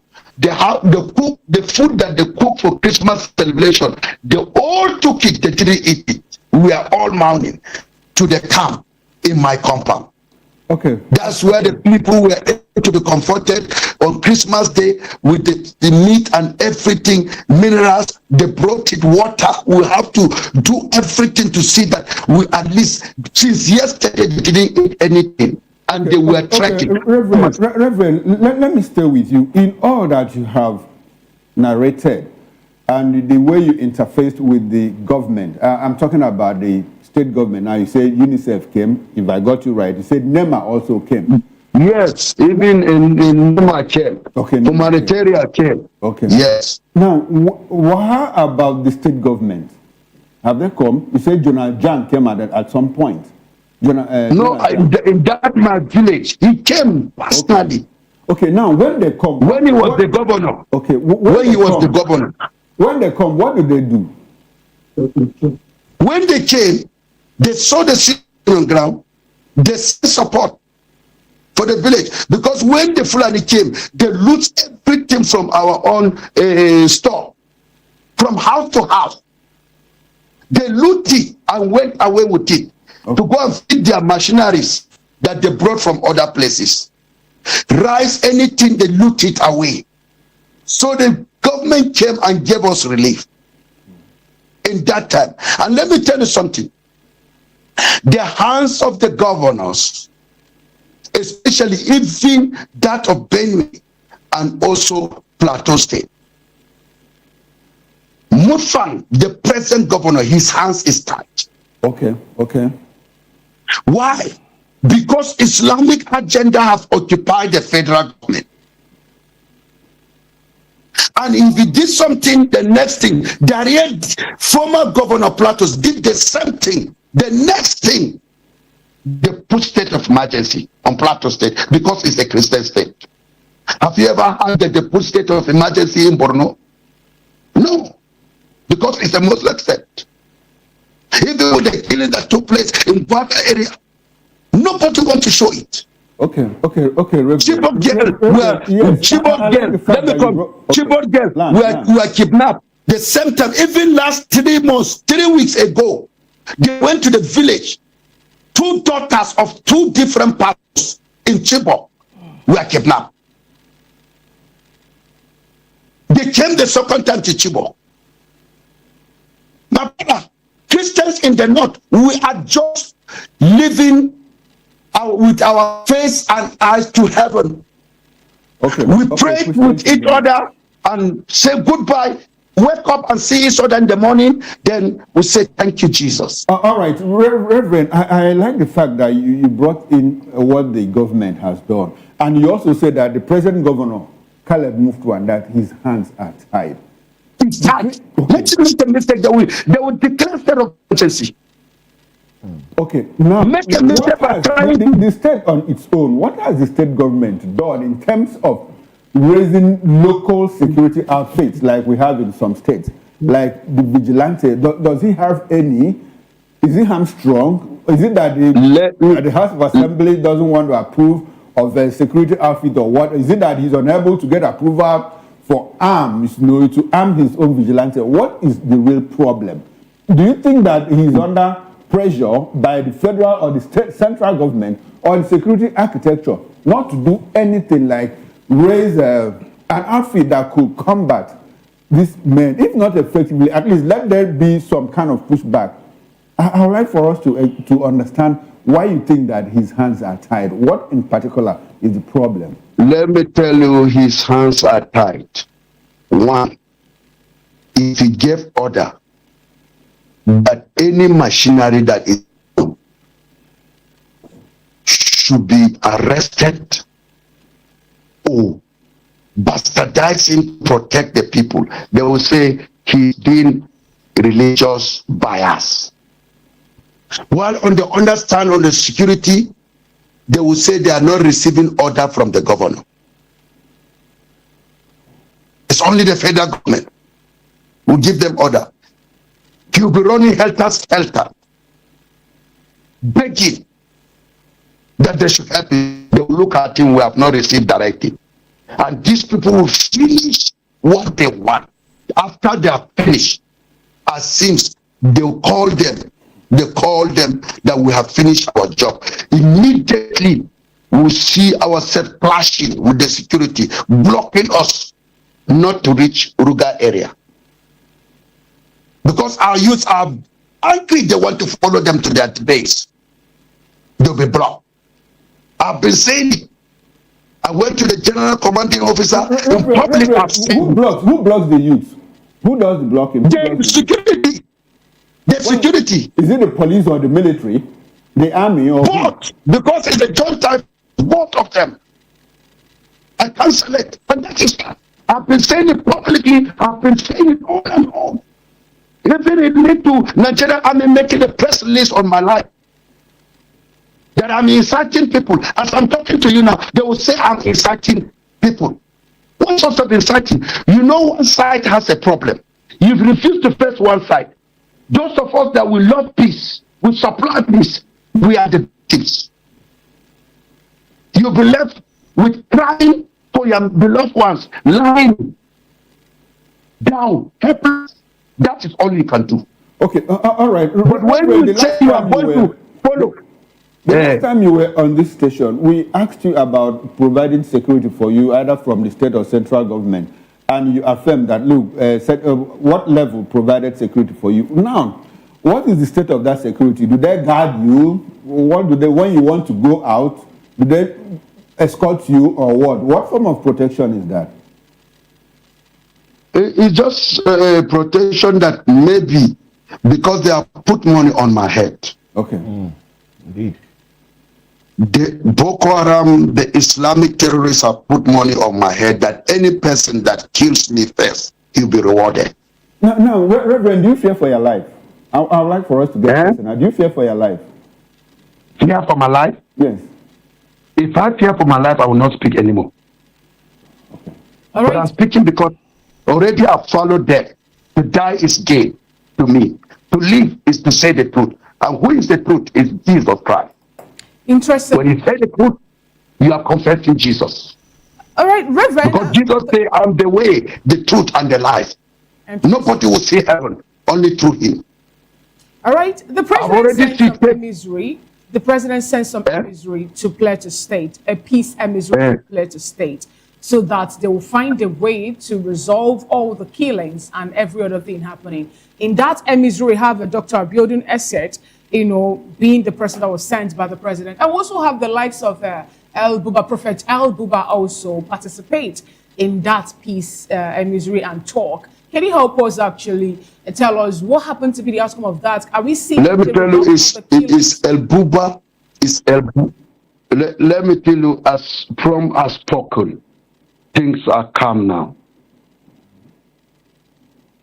Okay. I have not performed burial. So you think the emissary sent by the president at this point that they are doing a good job and peace and normalcy will be restored to Plateau State and other parts of the Middle Belt? And part of the Middle Belt. And down to the south. It went down to Kwara. It moved to Numan side. They have sent me their pictures of people that were killed. Okay. Even in Taraba. Immediately he made announcement that let them do. So now I've urged the weak to stand strong and defend the weak. Reverend, now you are standing strong over there, and then you have your people with you. They are supporting you, and you're speaking the truth, like you've said, speaking the truth to authorities and the rest. But we hear some of your colleagues, I'm talking other reverends, other religious leaders, are saying that they're speaking more to prayers, that, pray for Nigeria, pray for peace and the rest. What do you think about that? And how well are you coordinating your people to also pray? Are you praying? Are you gathering people to pray over there? Let me tell you, even as I was telling you yesterday, I was in Poleneche Church. They gathered people that prayed for me. Okay. In Abuja, and people are being mobilized. Very soon I passed an announcement that I need 300 men to go to spend 7 days on the mountain. They should not mind about their feeding. God is going to feed them.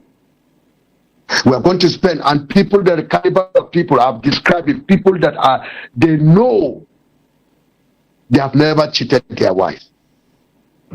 People that they know that nobody has slept with them apart from their husband. Okay, you're talking about men and women now. Yeah. So 300 people they have started registering. Okay. We're going to stay for 7 days on the 300 men who have never cheated on their wives and who have never had intercourse. Oh, and those that have been living a clean life as a youth. Okay. And then you gather. We are going to embark on serious 7 days prayer and fasting. And because the federal government came out and said there's no genocide, it just feels like crazy. But pregnant woman. Now pregnant woman. Listen, about pregnant woman. When the machinery came, they stabbed them with knife and they break their stomach. Look at Festus. Those are really gory pictures. I gathered it and bought it, and somebody is saying that it is not a genocide. I understand. Really gory pictures. It's really disturbing, I must say. Really disturbing to have these pictures, and these are things that you have had to see face to face. These are things that Nigerians, people, human beings, are going through. You know, people have had to bury. I mean, I can only imagine. I can only imagine how terrible these things have been. But you also spoke about fueling vehicles, gathering people, mobilizing people, and all of that. And some people have been asking the question. So let me ask you the question that some Nigerians, some people have been asking. How do you get funds? How do you get funds? Do you have sympathizers from around, maybe locally or internationally, that support you with funds? How I get my funds? Those that are destined for God to use them, they send support to me. And there are times that I will be invited to go and preach the gospel crusade in another place. They get me honorarium. Oh, do you get funds from any international body, individual, organization, country? Do you get funds from anywhere international? No.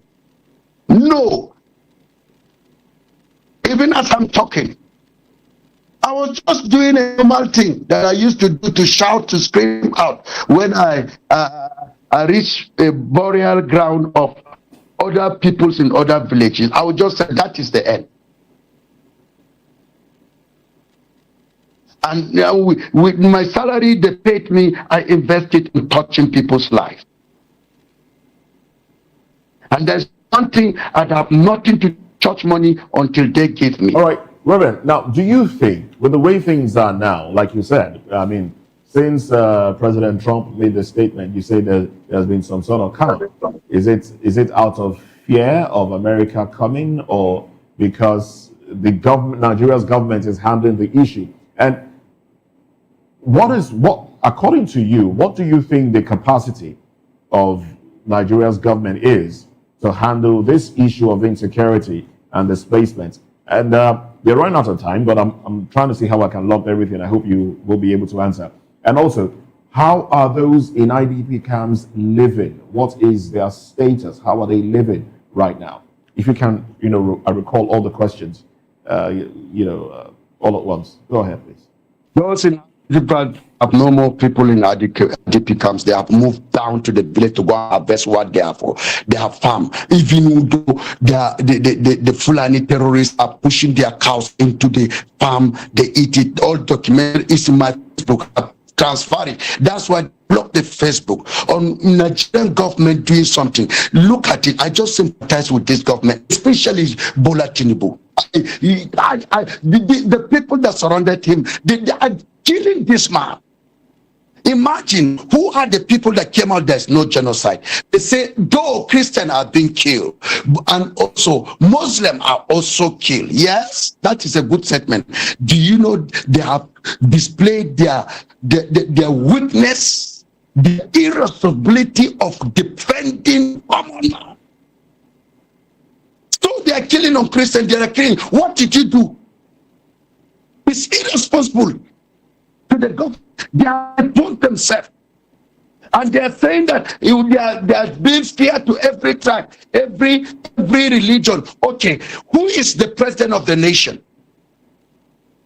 Muslim. Who is the vice president of the nation? Muslim. Is that not enough?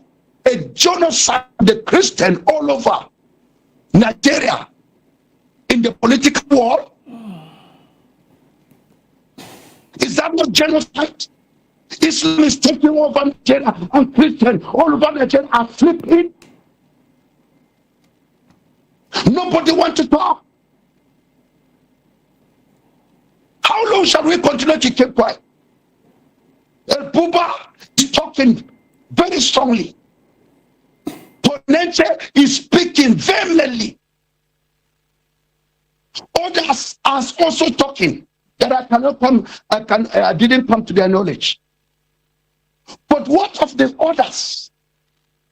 The big church leaders in the nation. Why are they keeping quiet? Do you know why? The Bible says we are the salt of the earth. Any person that lost his saltiness, there's nothing he can do. Islamic agenda is marching on those so-called Christians, pastors, brothers. They cannot speak because a salt is supposed to preserve Nigeria from decay. A salt is supposed to make Nigeria grow. When Christians are in leadership, you will see things taking shape. Reverend Ezekiel Dachamo, before we let you go, if you can hear me, before we let you go, beyond prayers, what else do you expect from the Christian folk, the church? What else do you expect beyond prayers? Let's have that, and then we'll let you go. In fact, what I expected Christians to pray and also to make donation to support us, because there are many houses that is yet to be restored. People are still squatting in the city. And there are about 2 churches that are left. We didn't roof them. People are just worshiping under, because these people pull down those churches to the ground. And I thank God. People get abducted when they go to churches to worship. Are you asking that people go back to those churches that have been burned? Don't you fear for the fact that those that burns down the churches might come back and also harm the people? My brother, when they sent us from Hurum,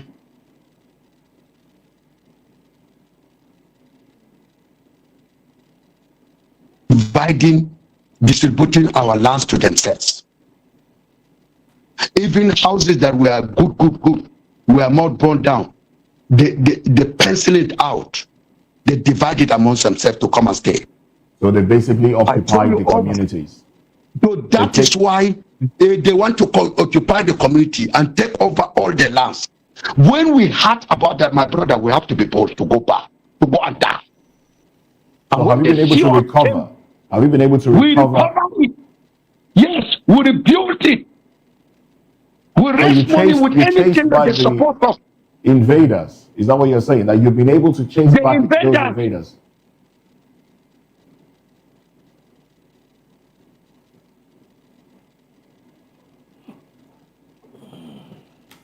Okay, we do have a network glitch there, and unfortunately, it's been an interesting conversation, but we also do apologize for the gory picture painted. I know it might be difficult for some people to deal with pictures of people being murdered and the rest. But we must say a very big thank you to Reverend Ezekiel Dachamo for always obliging us and also sharing his experience and calling. Well, he said that prayers are being organized, and we pray that God will answer all the prayers, and succor will come to those that are affected, and Nigeria will be delivered. Let's come back to you before we wrap this up, Prince Francis Chilaka. I can see you cringing from all the things that you've heard. You know, like I always say, it becomes a lot more real when you hear from those that have experienced firsthand some of these things. And then, it takes away, maybe when our leaders, the politicians, hear these things, they will understand and maybe do something about it. But anyway, what are your closing thoughts on I've just been messed up. The Goris tale is quite unbelievable, but I mean, it's coming from somebody who has experienced it. So, it's just that we have a country where our politicians don't have any empathy. They don't have any feelings. They don't behave like human beings. Is it safe to say we have completely lost our humanity? Because we're talking of pictures of people we have. being torn open, Politically speaking, taken we out. have. Let's just say it the way it is. This set of people we have as leaders, this set of politicians. I think it goes beyond politics, because we also have young people doing same for ritual purposes. Yeah, but I don't know. Have we completely lost it as a people? We have. Honestly speaking. How do we go back? How do we go back? We need to begin to make people understand that hard work pays. We need to make people understand that sincerity pays. Okay. And we need to make people understand that you don't give what you don't have. Okay, that's on that side. And then the security aspect as well. On the security side, I would say this, that the government, other than pushing our military men out there, where they gather their intel must be looked into. Government must be intentional about protecting the lives and properties of the Nigerian people. Intentionality. Well, thank you very much, Prince Francis Chilaka, for your thoughts there. Once again, thank you. Reverend Ezekiel Dachimo. We would like you to stay with us as we get into another conversation now. Now, let's talk politics now. Let's talk politics. Atiku picks ADC membership card. Says real opposition has begun. Let's talk about this when we come back. Join us again.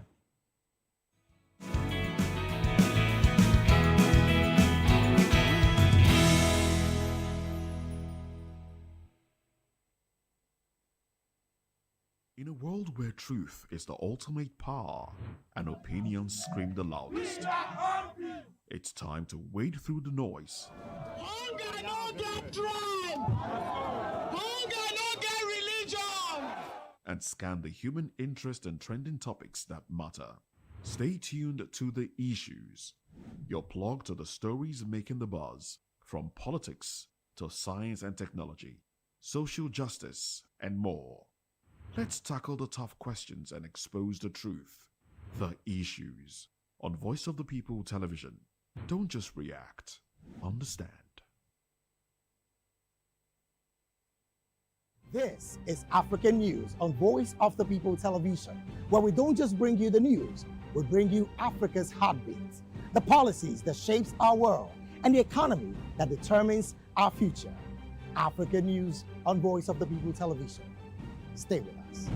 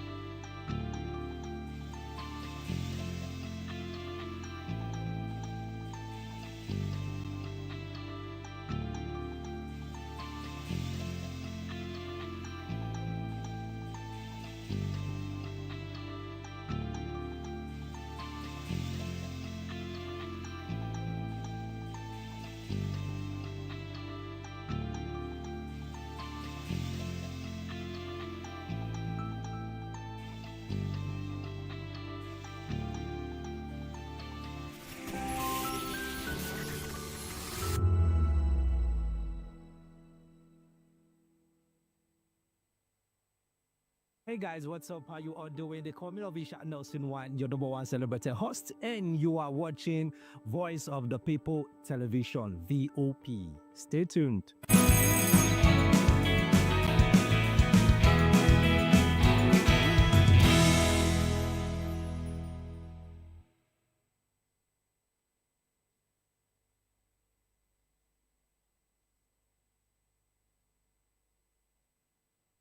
Welcome back as VOP this morning. Former Vice President Atiku Abubakar has officially joined the African Democratic Congress, ADC, marking a major twist in Nigeria's political landscape ahead of the 2027 general elections.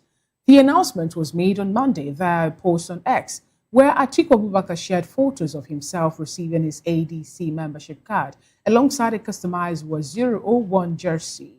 The registration took place in Yola, the Adamawa state capital, and attracted a large gathering of supporters, party officials, and community leaders. In the images, Abubakar is seen raising his membership form as excited supporters captured the moment on their phones. It is official. Abu AA, he wrote, confirming long-standing speculations about his defection from the People's Democratic Party, PDP, where he had been a dominant figure for decades. This move comes shortly after political insiders hinted that the former vice president would formalize his ADC membership during his birthday visit to Adamawa, which also included community outreach activities. His defection follows his exit from the PDP earlier in 2025. He expected to build a formidable opposition force against the ruling All Progressives Congress, APC, in 2027. Now, joining us in the studio to help make sense of this is Elvis Elimihele, a political and public affairs analyst. And also from our Allcast studios, we have a Barrister Clem Agui, who is a writer, a politician, and a public affairs analyst. And from Abuja, we'll be joined by Philemon Ade Ejekuko, who is the developmental economist, author, media, and energy consultant too. They'll join us this morning to help make sense of this. Good morning, Mr. Elvis. Morning, Fina. How are you doing? Good to have you join today's conversation. Barrister Clem Agui, good to have you join today's conversation. Yeah, good morning, and pleased to have. I'm happy to be in your studio today. All right. Good morning, Mr. Philemon, if you can hear me. Jekoko. All right. Without wasting much time, let me start with you, Barrister Clem Agui. Finally, we have Atiku Abubakar pitched to a particular political platform. What do you have to say about this? Because Nigerians were asking, when is it going to declare interest? What party is it joining? Is it the SDP? Is it the PDP? Recall the speculation around RFI being part of SDP as more like holding place for Atiku, so that whenever he migrates into the party, he will take his full position. What does this portend for the opposition and their strength at the 2027 election? Well, let me begin by congratulating the former Vice President Atiku Abubakar for making a clear decision to put himself in a political party rather than allowing everything to be in speculation.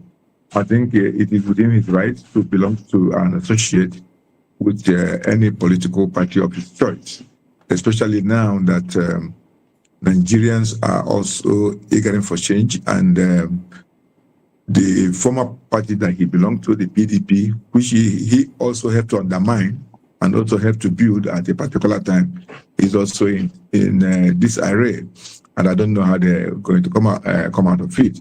I was expecting, actually, what most Nigerians are expecting is not just this personal ambitions overtaking the general will of the people, where we're expecting a coalition of parties forming major opposition to be able to challenge the incumbent political party, because no matter how bad the policies of the present government might be, it is still a very powerful government. It has an incumbent advantage, and the only thing that can give them a meaningful challenge in the next election is when the opposition parties were able to put their personal ambitions together and come together as one strong opposition, a rainbow of coalition that will be able to put up a challenge to the incumbent ruling APC and challenge their politics.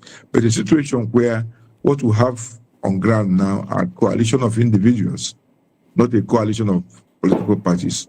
It doesn't really give that momentum that is actually expected. But I don't know. Time is still far. A day in politics is a long day.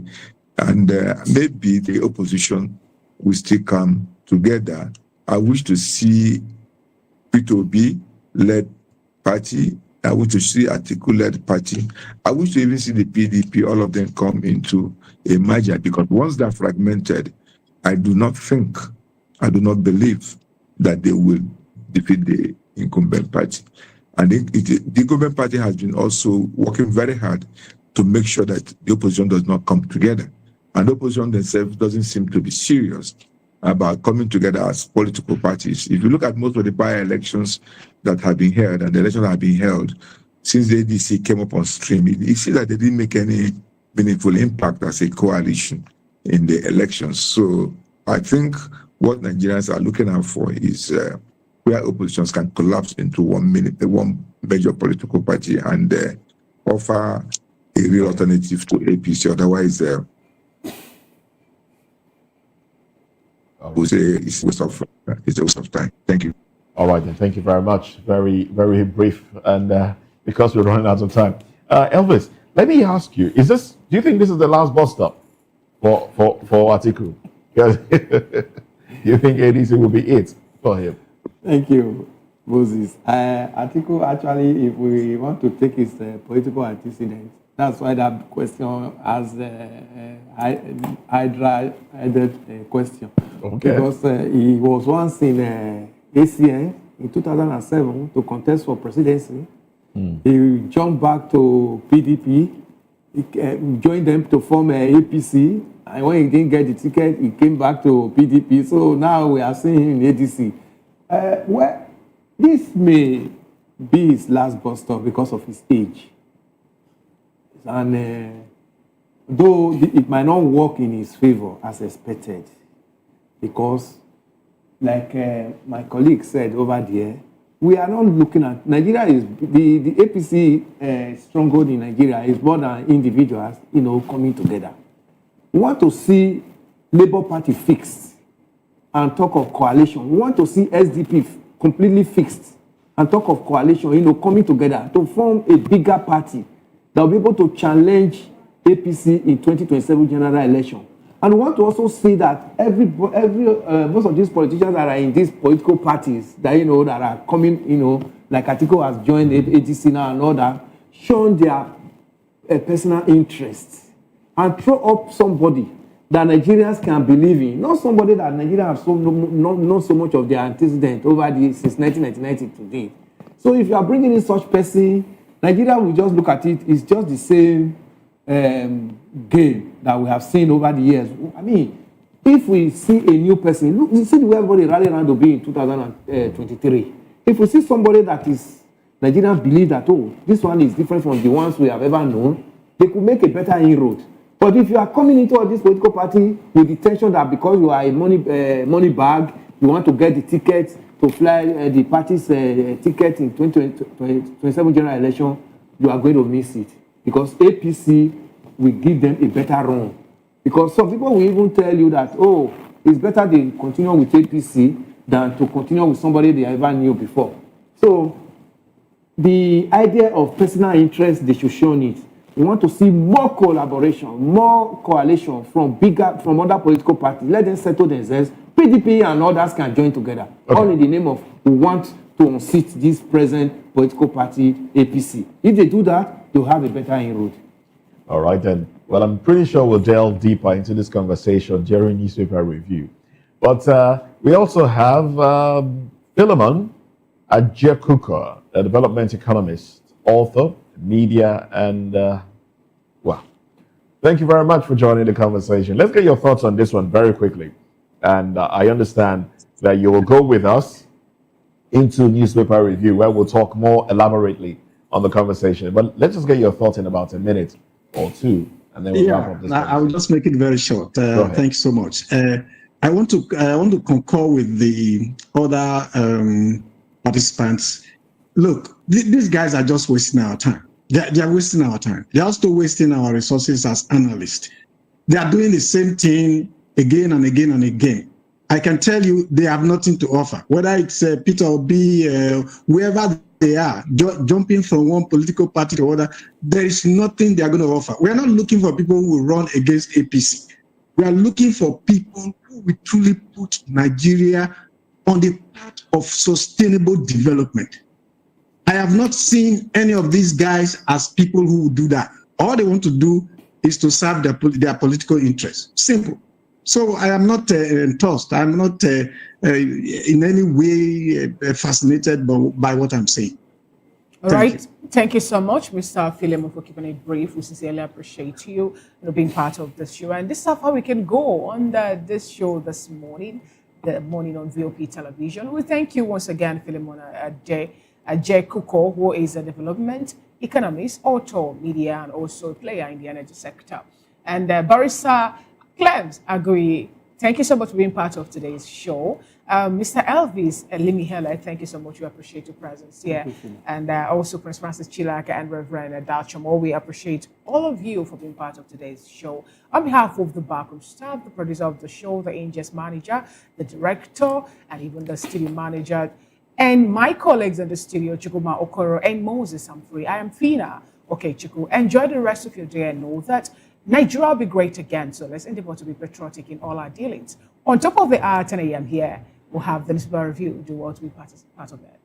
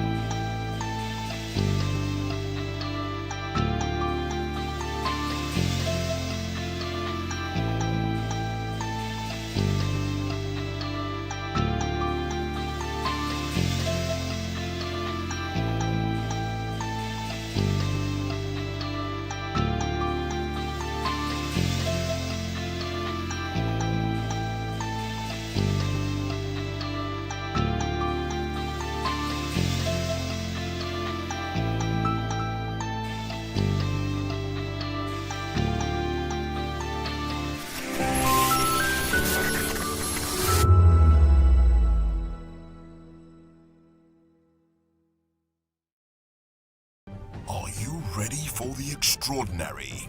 Something big is happening on your screen.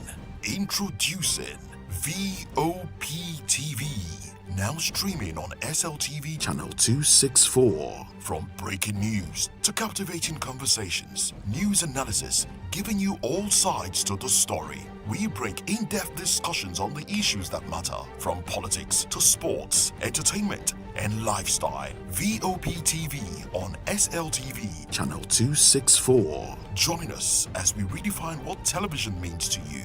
Voice of the People Television, VOP TV. Now you have more than a voice.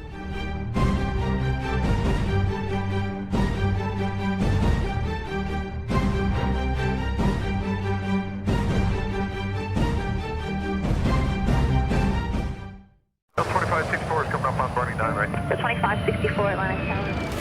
What happens in the hush behind hangar doors? Who signs the papers that gamble with lives? Which truths were grounded before they even ever had wings? If you've ever buckled a seatbelt at 30,000 feet, if you've ever stared out of that tiny window and wondered who's really in control of the skies, it isn't just flight, it's power, it's politics, it's pressure sealed in steel. We're peeling back the clouds from runway risks to sky-high secrets. We're diving deep where most dare not to look. Aviation Scope, every Sunday at 7 p.m. only on Voice of the People TV. We don't just report, we reveal. We don't just ask, we uncover. Because when it comes to the skies, ignorance is turbulence. Aviation Scope, the sky isn't the limit, it's just the beginning. Hello there, my name is Damilola Ogunsi, also known as the Goldfish. Hi, my name is Chiki Bright Emmanuel. I'm an actor and a filmmaker. Hello peeps, my name is Yomi E. Adejumo. Hi everyone, I'm Paul Utomi. Hi everyone, my name is Stacey Benjamin and this is Voice of the People TV. I need you to keep it locked to VOP TV. See, are you looking for good entertainment? You want to get good movies, good music, politics, talk shows, sports and entertainment. You really want a channel that gives you everything you need without you having to run around. VOP is where you are. That's Voice of the People. If you're not listening to this, you're not one of us. And you deserve to be killed. Scrap chat. Don't be killed, but watch it. Or I'll find you. And I want you.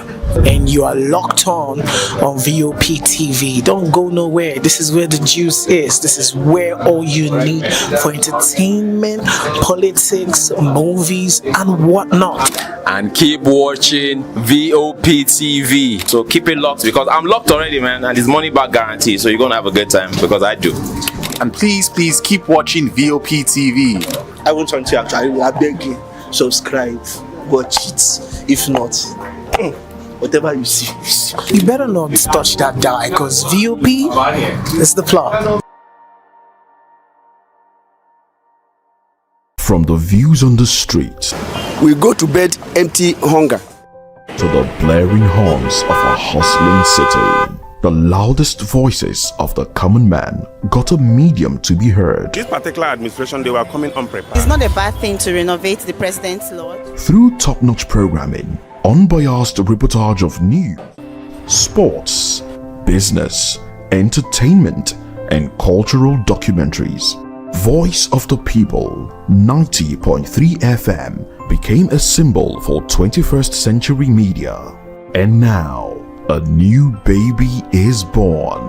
Voice of the People Television, VOP TV, youthful, full of vigor and penchant for excellence in the continent's media space, exposing the wrongs, applauding the rights, dissecting the news without fear or favor, through factual and accurate stories and contents. Corruption kills three things that makes a society. Representing the interests of the people and giving them a voice. Voice of the People TV is here to stay towards building a fair society. VOP TV, Voice of the People Television, truly a voice for the people. The red carpets, awards, the razzmatazz, music, fashion, interviews and more. Spotlight on Voice of the People Television. Let's feed you with all the juicy stories in the global entertainment space, bringing you the glitz and glamour as it is hot. Stay tuned to Spotlight, 1 p.m. Monday to Friday. Spotlight on VOP TV. Entertainment like never before.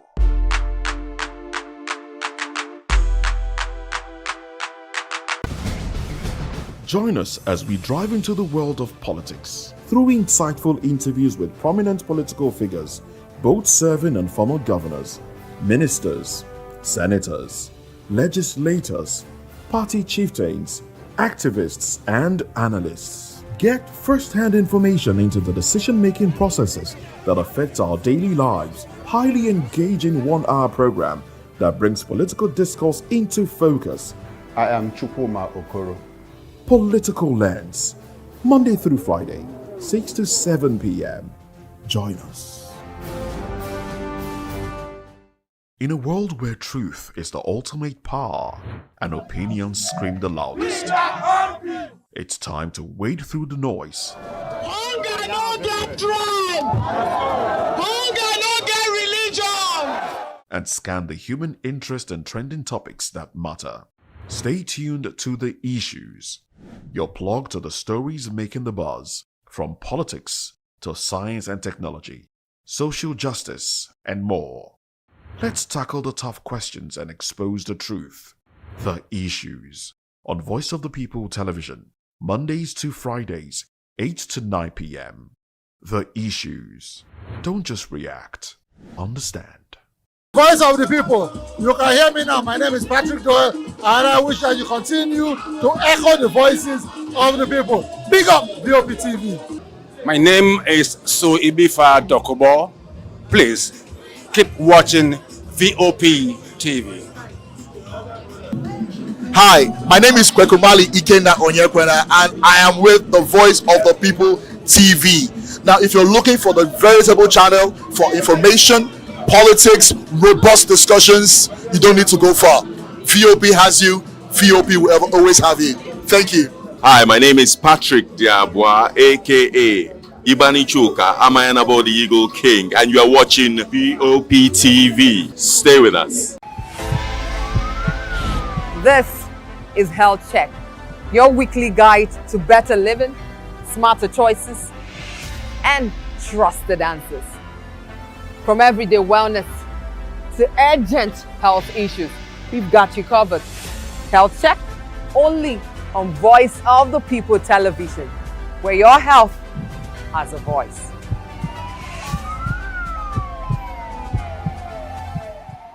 To know the happenings in the maritime sector, join us on the program Maritime Frontiers on VOP TV as we discuss key areas in the maritime sector, from aquaculture, maritime transportation, maritime labor regulation, oil and gas exploration, ferry and passenger insurance, marine pollution and prevention, port operations, and lots more. Maritime Frontiers, exploring Nigeria's blue economy.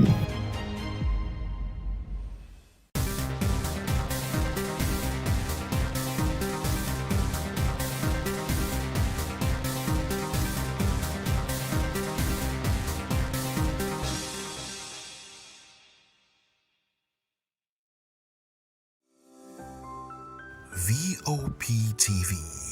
Now, you have more than a voice.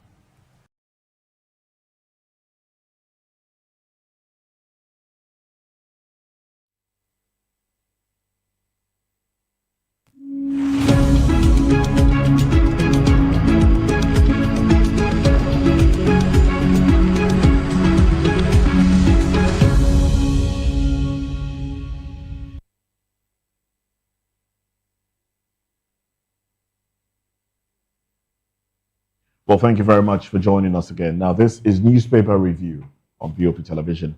I'm Moses Humphrey. And I am Chukuma Okoro. Thanks for joining us again. And yes, of course, thank you very much for joining us again. We also have Barrister Darlington Nagomo with us. Barrister, good to have you join the conversation. It's my pleasure, Mr. Moses. And Elvis Elimehele also joins the conversation. Well, you saw him during VOP this morning, so he stays back. And virtually, thank you very much for joining us. And virtually, we've been joined by Philemon Ajekuko and Barrister Clem Agui. We also joined the conversation. So, gentlemen, thank you very much for being part of this program. Now, let's go into the papers. Let's look at the stories on the cover pages. Well, let's look at the stories on the cover pages. I have the Punch, the Vanguard, and This Day. We don't seem to have much headlines on the cover page of This Day newspaper. And, well, let's touch on the ones that we can touch on. So, from the Punch newspaper, the conversation we ended VOP this morning with is right there. So I'd like for us to start with that one, talking about Atiku's ADC registration. The Punch tags it. 2027 presidency, Atiku's ADC registration sparks storm. What storm, you might want to ask? Well, that's the headline. I'd like for us to start with that one. Barrister. Yes. Let me take your thoughts on this one, because you seem to be about the only person, aside from Chukuma also, who hasn't shared their own thoughts on Atiku's registration membership of the ADC. We did yesterday, but I feel that... on paper review? No, on his lens, Sabi. Yeah, on political lens. Yes, we did. Differential. Go ahead. Okay, fine. So we did. What I believe is happening here is that we are making a mountain out of yes now. That's why I asked, what storm? That's what I'm saying, the storm, because I didn't see any storm here. I didn't see, everybody is expecting it to happen. Because Atiku midwife ADC is on record. So I don't see how he can midwife such a party and then leave it for another party. Barrister, he midwifed the rebate of ADC. Sorry? The rebate of ADC. Rebate? Yes. ADC has. Was it dead before? Yes. There wasn't. Please, no. They even had a presidential candidate. Hold on, please. You see, these are the issues with Nigerians. You people want everything hot. When somebody is taking his time to plan his way, you people say he's dead. Must you be making noise every day? For people to what do you mean? You just told me that he's dead. How did he die? No. Because INEC recognized the leadership of ADC. What we are saying is ADC existed before Atiku joined ADC. ADC had a presidential candidate in 2023. ADC had its own issues. That's what we are saying. Now, listen, ADC existed, so he didn't midwife ADC. He only joined ADC. Okay, now listen. Do you agree that he didn't the present leadership of ADC, was it the leadership of ADC before Atiku? So he joined ADC. So, Barrister, that is why I use the word rebate of ADC. No. Look, when people are saying all these things, you just don't want to agree. No, not agree. We are basically saying the same. No, we are not. Please. When they say storm, I didn't say any storm here. Okay. You only registered his name in the party. Okay. And I don't see how that will come to a storm. Because it has been the leadership of that party that has been the problem. But INEC recognized David Mark and Co. just recently. And that was why Atiku now felt that it is time for me to go in. What is the problem there? So, yes. as it stands now, would you say, I mean, he was even given a crested that had Waziri 1 on it. So there is a big fish here in the party. It's the big fish. Yes, the big fish in the so the person I'm even waiting for now is Peter Obi, who told us after the Anambra election he will announce the platform he will use. And I've looked around. I didn't see any other platform that Peter Obi will go in and make an impact except ADC. So he's the only person I'm waiting for now. As that of Atiku is a done deal before now. It's a done deal. Barrister, what impact will Peter Obi make in the ADC if he joins ADC? From the last election, we know what he did and the impact is made with Labour. Right, so some have said that Peter Obi doesn't have that same. I am coming, please. You can't kill the battle. The people that voted for him last time, all of them, are they dead? Do they feel the same way? The same Peter Obi that they knew that time. They feel the same way. The people that voted for him the last time. No. Feel the same way? Leave all the propaganda. At the end of the day, with what is happening now, look, whether you are being hypnotized, at a point, that thing will clear from your eyes. And you will see the way. Apart from not feeling the same way, maybe not feeling the same way, are they going to vote for him there as a presidential candidate or as a vice presidential candidate? As long as he's there, that's what we should. As long as he's in that party, that's what I'm saying. His impact, his influence. As what? As presidential candidate. As long as his name is with anybody in that party or he is in that party. Whether he's the candidate or not. Of course. No, that is why no. Listen. No. Oh, look, listen. If he's not the candidate, it's not possible. That is why whenever you are choosing your vice, you look at somebody who will gather the votes. Barrister, you don't just on this one you'll be fired. No. Are you telling me that all the citizens they are going to vote? The obedience movements have made it clear that if he's not the presidential candidate, leave that thing. You don't leave obedience movement. It's a lie. Obedience movement is the power. It's the powerhouse of movement. It's a lie. Yes. Things have changed. What has changed? What has changed is because the political climate have changed. All the governors were jumping to APC. It doesn't matter. It matters a lot. Okay. So all the governors are jumping into APC. So how does that affect obedience? The contest now is between APC and what? The people. And the people now are with Peter Obi because of his level-headedness. So even if he's not the presidential candidate of the party, as long as he's in a party that will give him victory. Victory as what? As what? Whether it's president or vice. No. Now, party is important because PDP is gone from the all indication. What P2B is doing there, I mean, what Wike is doing there, PDP is gone. Labour is on the way to Golgotha. So, which other party do you think P2B will go to? Look, people should not mislead him. It's not a question of misleading him. There are other 19 political parties, and INEC is making arrangements to register new political parties. Barrister, hold on. No, Barrister. I am coming. I've not landed. No, Barrister. I've not landed. Barrister, you've been speaking. No, P2B will now go to one unknown party and start grooming it with one finance. Was the also known when he went there? That's what I told that things have changed. What has changed, Barrister? What has changed? The political climate have changed. In what sense? In what sense did it change? The person in office today, he doesn't take prisoners when it comes to this matter. Okay, so is he going to allow P2B to get into ADC and ADC? That's what I'm telling you with Atiku now, because Atiku and the P2B didn't take. But Atiku was in PDP. What happened to PDP? That's what coming together now. We make an impact. Because of Atiku, it will make an impact. No, that was then. Now things have changed. That's what I'm telling you. We have not answered me. What has changed? What has changed because P2B and Atiku did not contest in the last election. They went separate ways. Now, with the climate, they need to come together because things have changed. Are you aware also that P2B has clearly said, I'll be on the back? Leave that please. He can change his mind because things have changed. Okay, you want him to change his mind for I don't want to. He need to. Nobody should advise him. But you are advising him. If he changes his mind and his followers don't pay, leave what he said. What will not happen? Obedience says that they want Obedience, he cannot finance the P2B's election. Let us not deceive ourselves. Who financed the 2023? That was then now. It is even at that, they couldn't cover his pulling boots. That was one of the reasons why he felt that. So is it ADC that will cover it? What are you telling me? Is it ADC that will cover it? What ADC? Because as at 2023, ADC was even doing better than the PDP, doing better than the ADC, because they had produced a governor. Atiku was not in ADC in 2023. Atiku was not there. It is Atiku Obi ran from in PDP. Leave that thing. I said things have changed. Things have changed.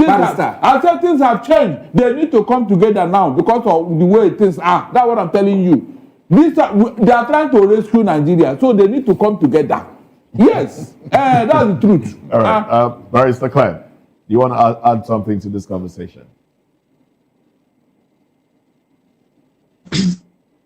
Just like Barrister Darlington Agommo was trying to emphasize to you, you have to understand that the political landscape is changing, things are changing, and I always give respect to a ruling party and incumbent. I give them the grace of having a 50% chance of succeeding before even the opposition parties. And everywhere in the world, it is very difficult to wrestle power from an incumbent government, no matter how bad they are, except if we have a strong coalition of political parties that could come together and actually pose a big challenge to that party. And what would make APC to lose the election 2027 is not just an opposition, but resistance formed by the coalition of political parties, a movement. So Darlington is right that this is a time where we have to eschew our individual ambitions and think about the country. How do we save the country? It doesn't matter if you are the president or the vice president. I know presidents who have given a lot of powers to their vice president. Why is Atiku the most consequential vice president in Nigeria? Because when he was a vice president, he was allowed a lot of power by his principal, Olusegun Obasanjo, to take care of privatization economy, and it worked. And that was why that government was a success in their first time, before they parted their ways. So the point I'm making is this. There must be a way that Mr. P2B, all these people who felt disgruntled by the way things are going in Nigeria, should be able to come together in one table and discuss about the future of Nigeria. Once you have a stake in that political party, it mustn't be president. Presidents are the figure. Atiku mustn't be the presidential candidate. There's nothing wrong in Atiku being the godfather. There's nothing wrong in Peter be running with Atiku. There's nothing wrong in Peter be running with El-Rufai. The important thing is to rescue Nigeria. There's nothing wrong in Peter being the coordinating minister of the economy if the party wins, so long as you have input to make. But if you say the only way I can run is unless I'm the president, or presidential candidate, it means that you are not even interested in Nigeria. You are interested in yourself. And when people keep saying, it's not about Peter being interested in Nigeria. When people keep talking about obedience. Have you heard? Yes. I want to talk about obedience movement. I'm sorry to. When people keep talking about obedience. Where did he get the bulk of his voters from? Is it not the I want you to understand. Please, 2023, obedience cut across the board in Nigeria. Okay. Nigeria was not polarized as it is now. As I speak to you right now, the APC government has been able to polarize Nigeria in such a way that you are either seen as an Igbo or Yoruba or Hausa Fulani. That is how Nigeria is now. It's so polarized. And I will tell you that the very momentum that P2B had in the Southwest in 2023 will no longer be there in 2027. It will not be there. Because right now, if you watch the conversations that are going on, you find that the Yorubas are taking ownership of this Emiloko and Tinubu. I mean, whatever he's doing, they will tell that Buhari did the same thing. So, the same thing with Atiku. If Atiku runs, he won't get votes from the Yoruba areas. He won't get votes from the Southeast. But he can get votes from his House of Fulani to a certain level. Not even 100%. P2B, I can bet you, if he runs as a presidential candidate, or he runs as a vice presidential candidate, I can guarantee you that he will get 90% off or 95% of the votes from the Southeast. Because the issue is that we want in the Southeast to be on the same table with our compatriots to discuss Nigeria. We are left out. The issue of Igbo marginalization is real. I'm sure you are aware. I'm sure you are aware that governors in the Southeast have all, voted to the APC. I'm sure you are aware. In Anambra State, the governor who is still in Abga has made it open that he's a supporter of the Tinubu administration. He's a supporter of the APC. What you don't understand about the Igbos is that the governor can port to anywhere, including my own governor. He can port to anywhere. Are the people porting with you? The people are emotional. Why do you think that the people will like Nnamdi Kanu, but they don't like Simon Ekpa? The same product of the same leprous fingers, but they prefer this one. They like this one, but they don't like this one. The people in the 30s are emotional people, so the governors can port to anywhere. But have the people ported with you? They have not. Somebody was sent to jail for whatever is the alleged crime that he did. The Southeast is like mourning. They might have not said more for me, but they are like mourning. These people in the Southeast, which are my people, very often, I'm sorry to use that word, are very emotional people. They are very sentimental. They are not very reasonable in their politics. If Obi runs as a presidential candidate, even if nobody voted for him, the stones and the grasses and the trees in Southeast will vote for him. If Obi joins the ADC with other political gladiators, I will tell you it will make a big impact. It will make a change in the way the opposition is seen, because right now people are not seeing that coalition, because one important factor is still missing. People are anxious to know what will be Obi's decision. I did not say that Obi is my fan. He's not my fan. I may not be his fan, but I know that any opposition coalition that are building, that you do not have Obi inside there, means they are trying to do the same thing, the same way, expecting to get a different result. It doesn't work that way. Okay. I personally would want to see the all right, right. Clem, you have said a lot, but my problem when we talk about politics is that we always try to be idealistic. This is what should be. We don't talk about what is. at the moment, what is that Peter Obi has said, I will be on the ballot. And I keep going back to the obedient movement. And a lot of Igbo people, majority of Igbo people, the Igbo people, where you and I come from, are tired of playing second fiddle. They say, look, barrister, hold on. They say, look, hold on. They say, look, we are tired of playing second fiddle. It's either the presidency or nothing. And the obedient movement, which supplies the bulk of support, the bulk of energy, the bulk of vote that Peter Obi got in 2023, says, look, we want Peter Obi on the ballot. It's either the ballot or nothing. And when you consider, when you say the political dynamics have changed, yes, I agree with you. Now, if Atiku Abubakar wants to run as president in 2027, is he going to truncate the 8-year tenure of the South? And you think that the Southerners will vote for him? And you even think that the Northerners will still vote for him? Because the Northerner understands that, look, they are very careful politically. They know that, look, it is the turn of the South. What I was expecting is that, or what I'm expecting is that the North will support somebody to run from the South so that the person will complete the 8-year term of the South and power comes back to the North. So if power goes back to the North in 2027, how long is it going to stay in the North before it comes back to 2027? These are the issues. I think to speak? That's it. Okay. Well, you can speak. Go ahead.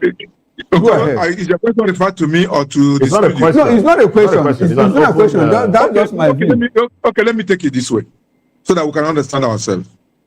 Now, when Peter B said, I'm going to be on the ballot, if he's on the ballot, he can be on the ballot as a vice president because being on the ballot means a joint ticket. Of course, any ticket that you see without a vice is not a ticket. So when the ticket, the presidential candidate and the vice presidential candidate are on the ballot. So this is politics and semantics. Of course. The same man will come tomorrow when he becomes the vice to tell you, I'm on the ballot because it's a joint ticket. Yes. This is politics. Understand that clearly.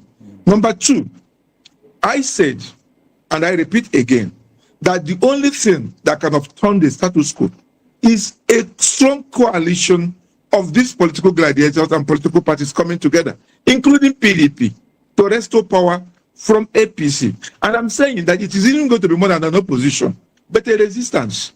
And when you keep talking about APC, people porting, let me tell you, very soon people will start deporting from APC. Exactly. Because I will tell you that with what is happening in America and Nigeria, and people being targeted, and Canadian courts classifying APC and PDP as a terrorist organization, don't you know that people will start deporting very soon? Exactly. By the time America starts targeting Nigerian politicians with sanctions, freezing their assets, visa restriction, and also I read, I can confirm that the American Congress has authorized military action in Nigeria. Don't you know that those people who are visible in APC, who are put in there, will be deporting back because they don't want to be in the crossfire of what is going to go on. And people are even beginning to doubt whether 2027 will even be realistic and possible based on the way Nigeria is degenerating into insecurity and the killing field, and also the way the politics is being managed. So don't even look at this one is potted. I know people who want to put out again because of what is going on in Nigeria. So, like I said, the only thing I will expect from the opposition for me to take the position is the ability to put Nigeria first, come together, and begin to discuss. If Peter Obi joins ADC, this is all part of negotiations. You cannot stay in your house and have a sense of entitlement that they will bring the ticket and beg you to run because you are you. It doesn't work that way. Let's give others an opportunity to let him come in there and negotiate. And all these arguments will not go ahead. Putting Nigeria first, which he mentioned.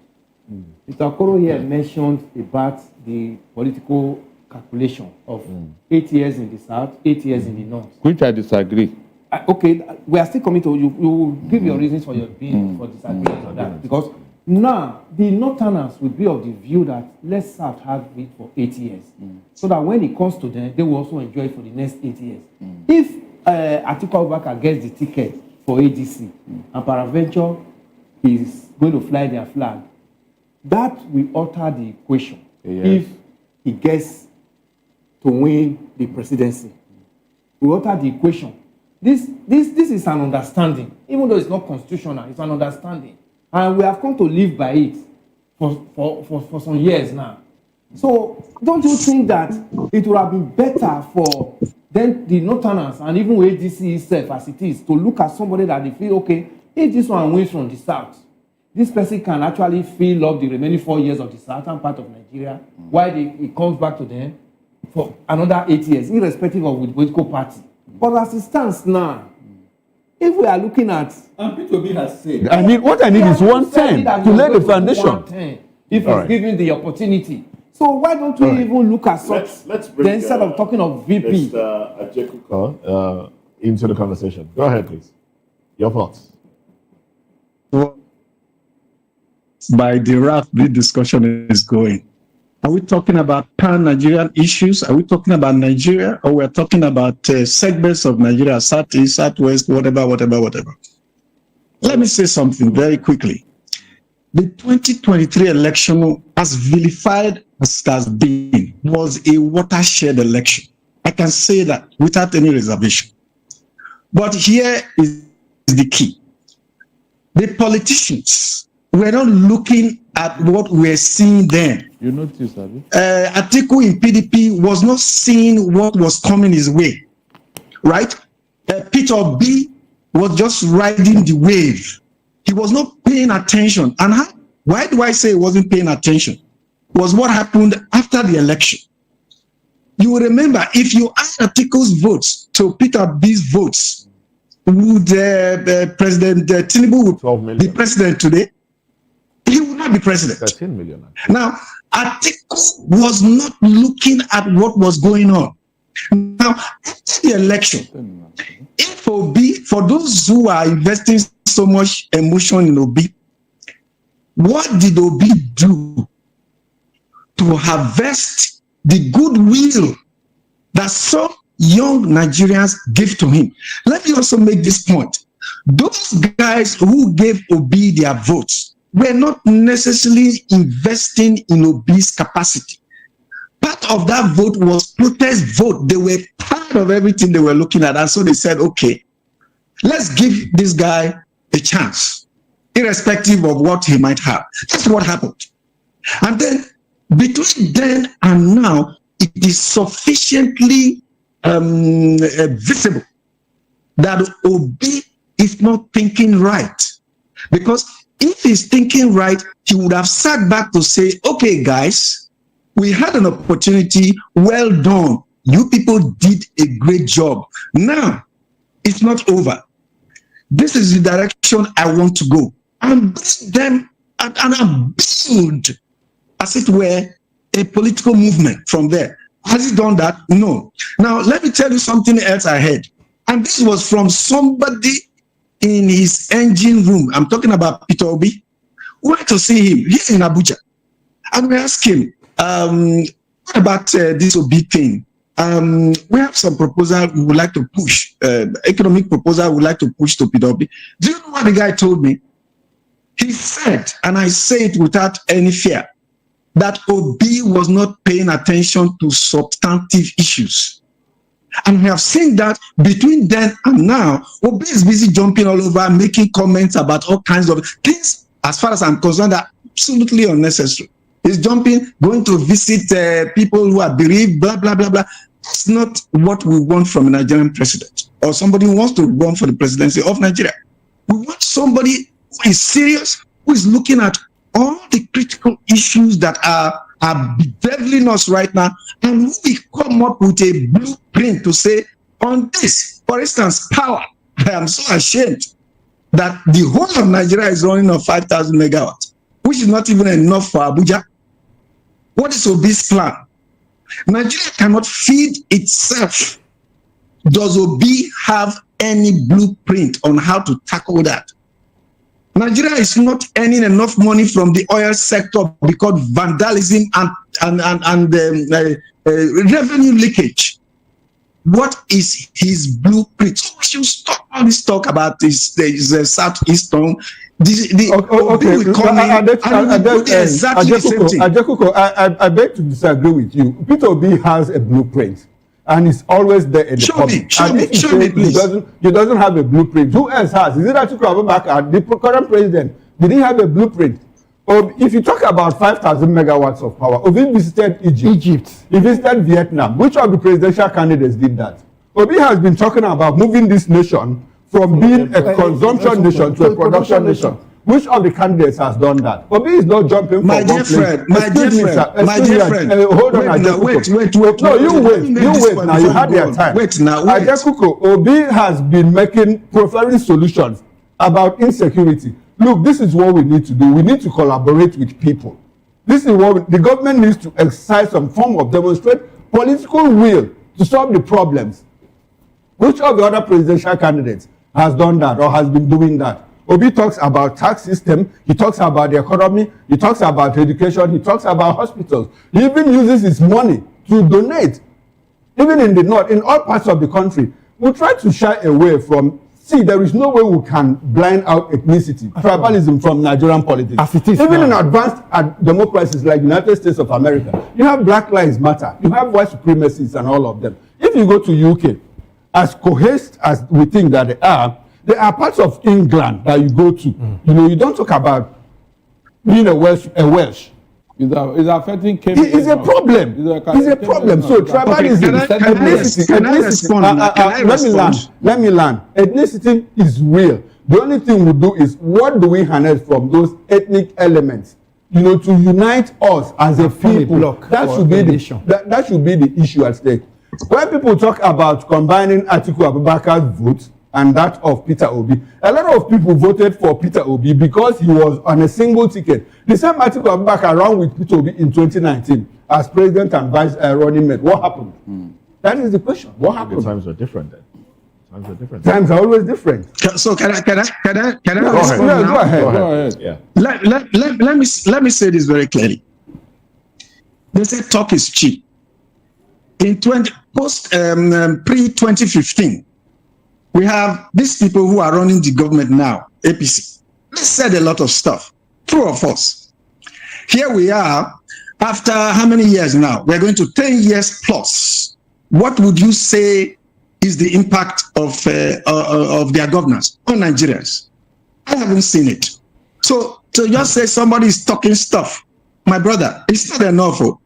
The issues before Nigerians are so enormous that we need people who are thinking right, who are thinking beyond. Who is the person thinking right now? I don't see anyone. As I speak, I do not listen to me. As I speak today, I do not see anybody in the political terrain who is thinking in the right direction. I don't see it. I'm sorry, I don't see it.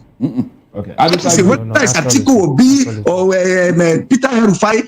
I don't see any of these guys as ready for Nigeria. Except Tinubu, I disagree with you. No, he didn't mention anybody. But look at where he's going now. He mentioned nobody, including the current president. Is this spirit that will come and correct it?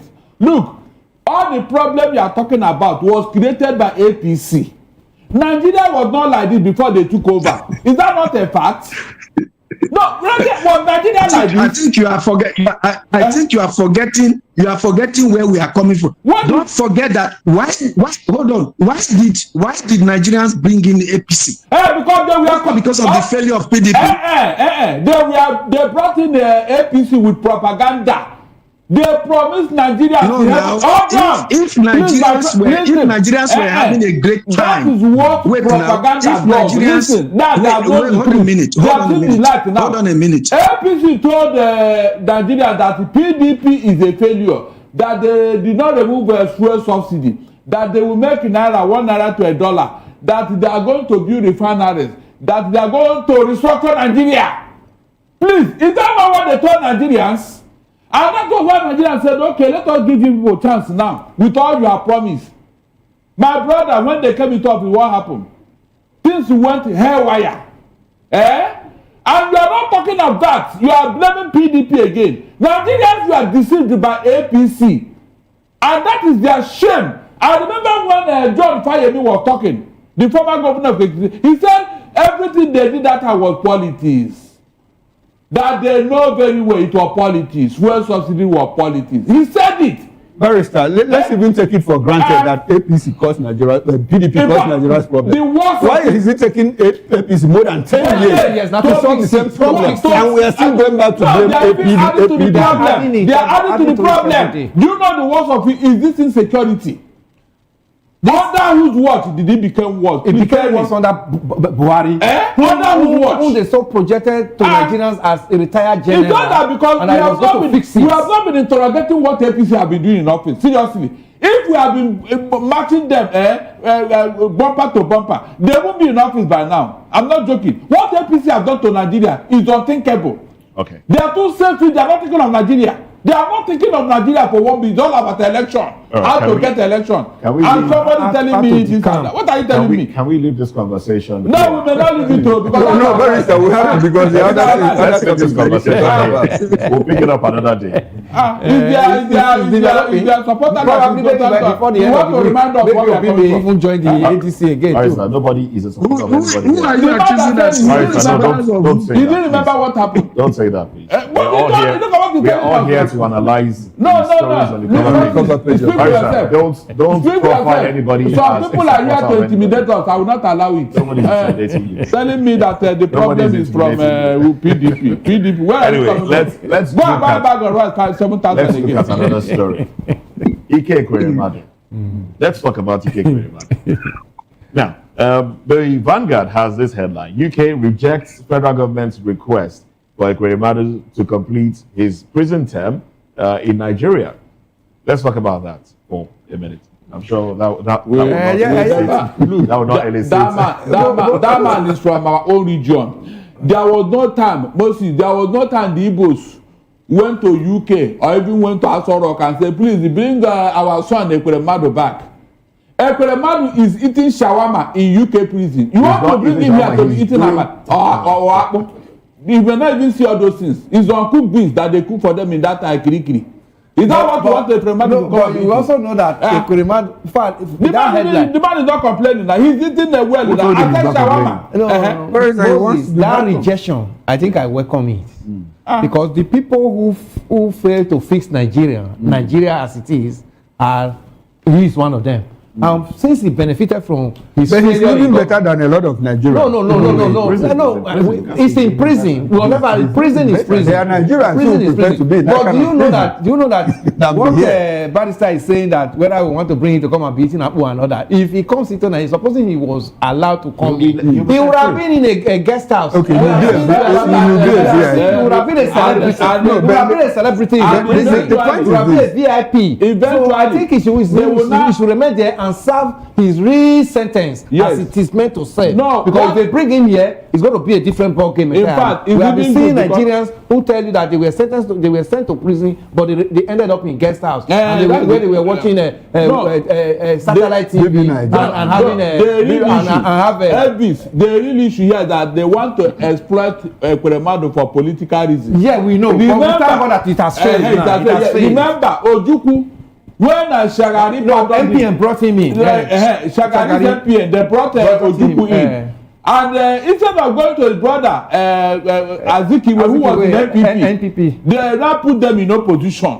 You can see what these people are doing. That's the same thing they want to do with Ekweremadu, to consolidate their power in Enugu, where he comes from, and then use him. Meanwhile, we are crying here, releasing Nnamdi Kanu, they don't want to.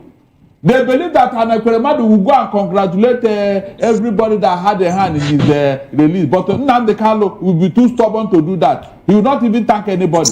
You can see what they are doing here. But who has benefited the Igbos more? When Ekweremadu was here, did you even remember that the Igbos have been marginalized when he was in the Senate? I disagree with you. Yeah, the floor. I disagree with you. You see, we shouldn't read politics into everything. Ekweremadu is a high-profile Nigerian. He was a former Nigerian Senate president. It is even a shame that we did not even activate our diplomatic prowess and relationship with Britain to ensure that he's not that. Because when the more Ekweremadu remained in prison in the UK, the more Nigeria is in prison in the UK. It's not Nigeria. James, It's not Nigeria. We should not embody these people. As deputy senate president, what did he do? What took him there? What took him there? System is not functioning. You cannot preach Ekweremadu to Nigeria. You cannot preach it to yourself. The government did the right thing. Asking, give us back Ekweremadu. Countries do that. America does that. Russia does that. Any country in the world does that. Give us back this our citizen. Whatever it is prison sentence that is remaining, let him serve it up in our country. How he serve it remains for us. It is a matter of pride and dignity of the country. Assuming that the UK still have respect for Nigeria, they will grant that request. Because it is a normal thing. Let me tell you, go and grab the MD of Shell in Nigeria. Because if you go and look through their books, they are committing a lot of crime, both environmental crime, financial crime in Nigeria here. If I were a Nigerian government, I would go and grab some of these British top people in the oil industry and open their books. And I will take him to EFCC and I'll prison him. You will see UK come and tell you, please, can we do prisoner exchange? Can you leave him to come and serve in Britain? You see, because we have lacked respect by the international community, we are now worthless. Clems. We are talking about. Clems, I disagree with you completely. Nigeria in the first place. Excuse me. Now, Barrister Clems. If I'm a Nigerian president, I remember the time British Airways the British government and British Airways put a particular stop on Nigerian airline flying to Britain. Do you know what Nigeria did? They stopped BA from coming to Nigeria. Immediately they changed that policy immediately. That time I have to go to UK. I had to use Cameroon Airlines. That was purely business. That was not allowed to. That was purely business. We are running out of time. Let's be within the realm of politics. I think you said that Nigerian government. Britain can do that. Okay. If I'm the Nigerian president today, I'll catch one top British person in Nigeria. All right, Clems. You said that the more Nigeria, the more Ekweremadu stays in prison, the more Nigeria gets embarrassed. Clems, which one is more embarrassing that Ekweremadu, who was convicted in the UK of organ harvesting, is in prison, than Nigeria not being able to meet its commitments to its embassies, owing their staff salaries in embassies and high commissions across the world? Which one is more embarrassing? One. Two, you say you can, excuse me, Clems, you cannot rule out politics in all of this. The president wanted to score a cheap political goal. Hold on now, Clems, you had their time. He wanted to score a cheap political goal, by making some kind of appease to the Southeast. Meanwhile, the Southeast has been asking you, release Nnamdi Kanu. Yes. And the government simply embarrassed itself. If that were the government, I will sound out, the authorities in the UK to find out if this proposition, could sell before making it public. They didn't do that. They ended up embarrassing themselves. And UK said, no, we cannot let him go. For you, which one is more embarrassing now between the government, what the government did and which one is more embarrassing? Every serving president of Nigeria travels abroad for his medical checkup. Which one is more embarrassing? And which one is more embarrassing that you are now under CPC? Let's give all of them, all what you have said are embarrassing. All right. But I want to tell you that the government is not wrong. If the government wanted to score a political point in Igbo land, they will have tendered to the emotion of the Igbos and releasing Nnamdi Kanu, not Ekweremadu. All right. Ekweremadu has no political value to APC government because already all machineries of the political structure in Igbo states has even gone to APC. So, can I comment now? Can I comment? Go ahead. The bit of national interest that the Ekweremadu is released. Yes, you may go ahead. You look at refusing that request. Thank you very much for your thoughts there. Let's have Mr. Jakuko. Go ahead, please. My brothers, there was a song I wrote some time ago. I titled it "Merry-Go-Round." Though politicians take us on a merry-go-round whenever there is an election cycle. They throw things at us like I call it plastic bones, so that we can start jumping around, analyzing. While we are analyzing, these guys are cooking the next election. They are in their covens cooking all kinds of things. As far as I'm concerned, whether Ekweremadu stays in jail in the UK or is brought back to Nigeria, is completely completely irrelevant to the problems Nigerians are facing. Let Ekweremadu enjoy his prison term in UK. Let us face what is biting us here. That is where I want us to pay attention to. Leave Ekweremadu and his political or criminal travail in the UK. It has no relevance to you and I. It has no relevance to the security problem we are facing. It has no relevance to the price of food in the market. It has no relevance to anything. So, my brothers, let us pay attention. Let's not be distracted by this political, I don't know what to call it. Well, we are analyzing the headlines. That's what we are doing. We are analyzing the headlines. It's Ibori served his term in UK. From the papers. It's not new. Former Governor Ibori served his term in UK. It's not new in Nigeria. So let him serve his own there. Some people pay money in lieu of a jail sentence. That's why they came back. Did Ibori finish serving his debt? They jailed some people and they ran away from US. We know this. So please, you see, there are all of them, John. We have a national interest and respect to protect. I would be very unhappy that a former Nigerian vice president or president is having jail time in a foreign land. When we can ask for him to report it back to us. I remember when the son of Margaret Thatcher was involved in a coup in one of the South African states. He was arrested and put to jail. Britain went for him to be released because he was the son of a former Prime Minister of Britain. They didn't want him to serve the jail in that South Africa, but I think Malawi or something like that. So what of hundreds of other Nigerians that committed less offenses? Are you thinking about those people? Who were driven into exile because of those people? Excuse me, that is also Nigerian problem with the US that led to what we're having now. You have your people in America that is seeking for asylum. Over 3,000 Nigerians or 5,000 seeking asylum in America. Trump said, I want to deport them back to you. There's no reason for them to be here. Nigerian government said, I'm not receiving them. Who refuses his children? If you have a son or daughter that you sent to school and the principal called you, this son is unruly, you can't have him. We're sending him back to you. You said, don't bring him back. No, I think you are getting something wrong. No country, wait, hold a minute. No country will ask for your permission to deport your citizens. No country does that. They will ask for a permission because one, no, I'm telling you, the aircraft that will come in here to bring them will require clearance for landing, and you should be available to receive your own people. They will ask for a permission because if you do not have a permission, you will refuse that aircraft from landing. No aircraft land in Nigeria without Nigerian authority clearing what you are carrying, whom you are carrying before you land. You don't just take off and land. You think it's maybe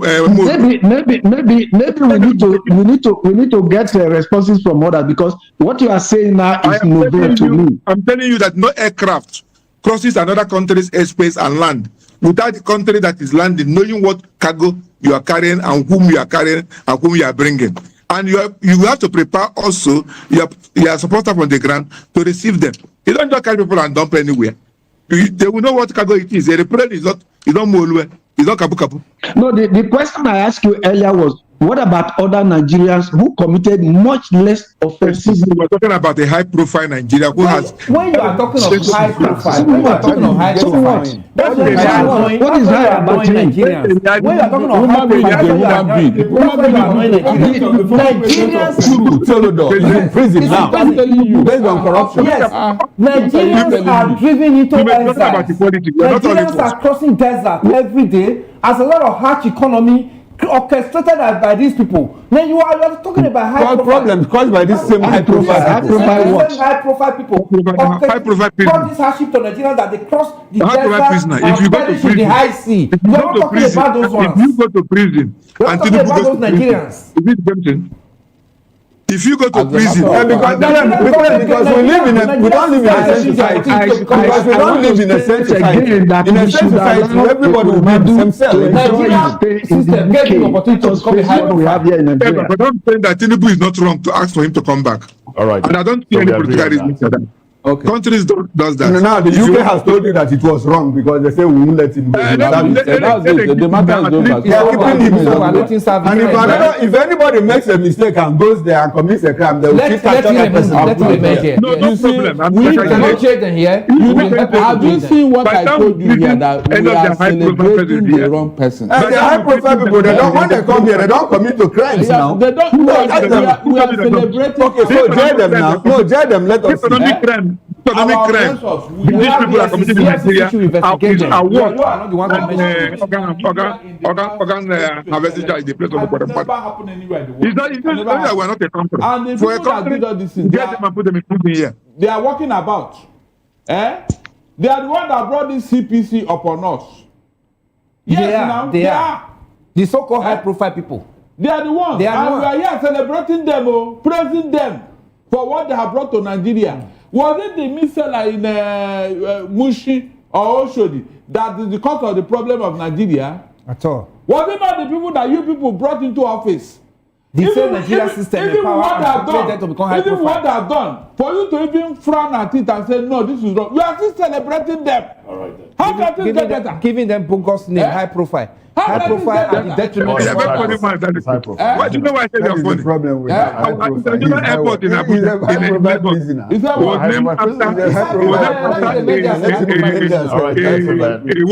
criminal. That is what I'm telling you, that you are celebrating the wrong people. In fact, the ICC at the name of somebody. He's having the head of somebody that you killed. Look, if I have opportunity, I will remember all of them. All the people that you see, the one that is taken to prison, it's not just in our current. I will give it. Is it today we are celebrating our past leaders, and only we condemn them? We come tomorrow to celebrate them. Go and look at all our monuments. They are having the head, the name of all the people. All of them are in the same court. They are in the same court. They are in the same court. That's why things are not moving. Absolutely out of time. This is where we draw the curtain. It's been an interesting conversation that we are having here. All of us had to join the court to become something in Nigeria. It's been an interesting conversation, heated as it is. I wish we had more time. Yes, I wish we had more time. But this is where we have to wrap it up. There is more time. We can extend it. No, we cannot. After all, there are Moses, close this year. Don't mind Barry. Thank you very much. Mr. Philemon Ajekuko, thank you very much for your contribution. Barrister Clem Agui, we do appreciate your contribution as well. Also, Elvis Elemehele, thank you very much for your time. Thank you. And Barrister Darlington Agumo, thank you very much for being here as well. Now, Chukwuma Okoro makes a comeback. Are you going to be talking about it, Korimadu? Moses, again, you didn't thank me because I'm an analyst on this show. Yes, you are. Thank you very much, Chukwuma Okoro. All right, thank you. Now, I'll be back here at 6 o'clock and I'll be joined by Barrister Asim Adam. So we'll travel around Nigeria to bring you hot and interesting political news. Join me then. It promises to be quite interesting. All right, there you have it. And that's it on the show today. Join us again, same time tomorrow. And I hope I'll have this same gentleman on the show tomorrow. So we'll talk about more pressing issues. Well, that's it. I am Moses Humphrey. I wish you a beautiful day. Bye for now.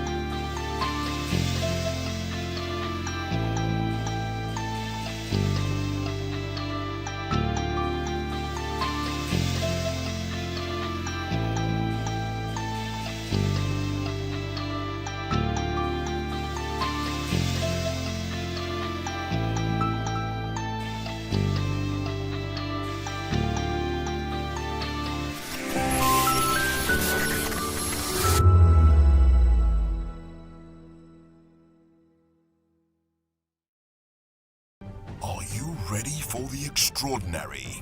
Something big is happening on your screen. Introducing VOPTV.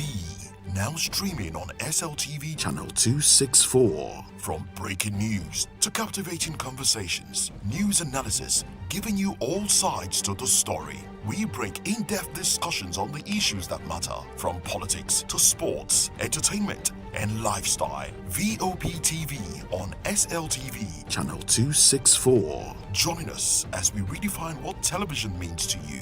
Voice of the People Television, VOPTV. Now you have more than a voice.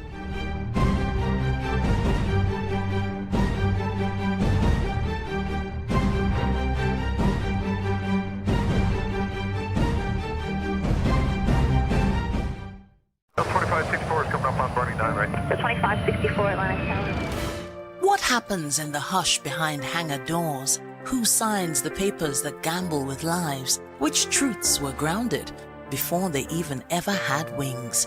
If you've ever buckled a seatbelt at 30,000 feet, if you've ever stared out of that tiny window and wondered who's really in control of the skies, it isn't just flight, it's power, it's politics, it's pressure sealed in steel. We're peeling back the clouds from runway risks to sky-high secrets. We're diving deep where most dare not to look. Aviation Scope, every Sunday at 7 p.m. only on Voice of the People TV. We don't just report, we reveal. We don't just ask, we uncover. Because when it comes to the skies, ignorance is turbulence. Aviation Scope, the sky isn't the limit, it's just the beginning. Hello there, my name is Damilola Ogunsi, also known as the Goldfish. Hi, my name is Chiki Bright Emmanuel. I'm an actor and a filmmaker.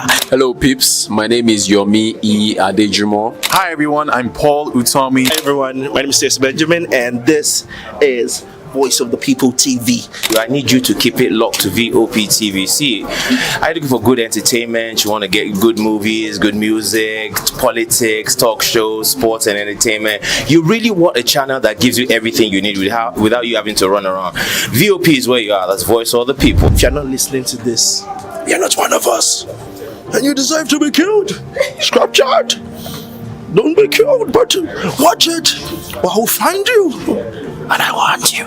And you are locked on VOP TV. Don't go nowhere. This is where the juice is. This is where all you need for entertainment, politics, movies, and whatnot.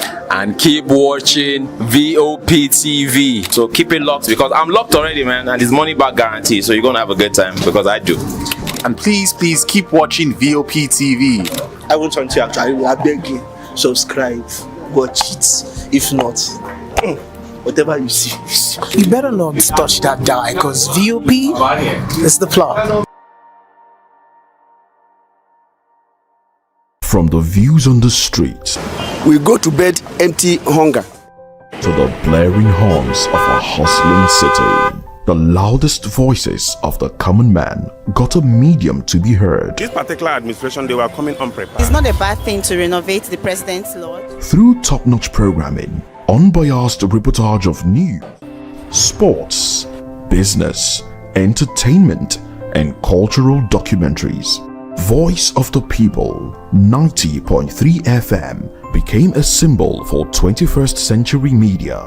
And now, a new baby is born. Voice of the People Television, VOP TV, youthful, full of vigor and penchant for excellence in the continent's media space, exposing the wrongs, applauding the rights, dissecting the news without fear or favor, through factual and accurate stories and contents. Corruption kills three things that makes a society.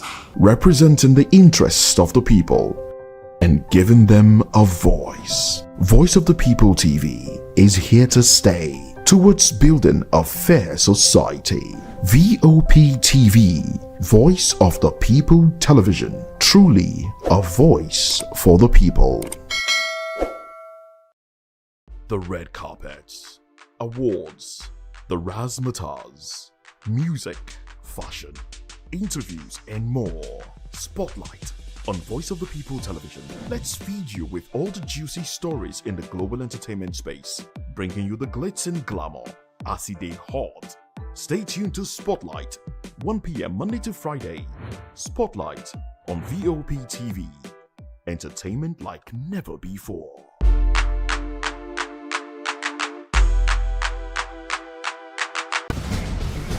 Join us as we drive into the world of politics through insightful interviews with prominent political figures, both serving and former governors, ministers, senators, legislators, party chieftains, activists, and analysts. Get first-hand information into the decision-making processes that affect our daily lives. Highly engaging 1-hour program that brings political discourse into focus.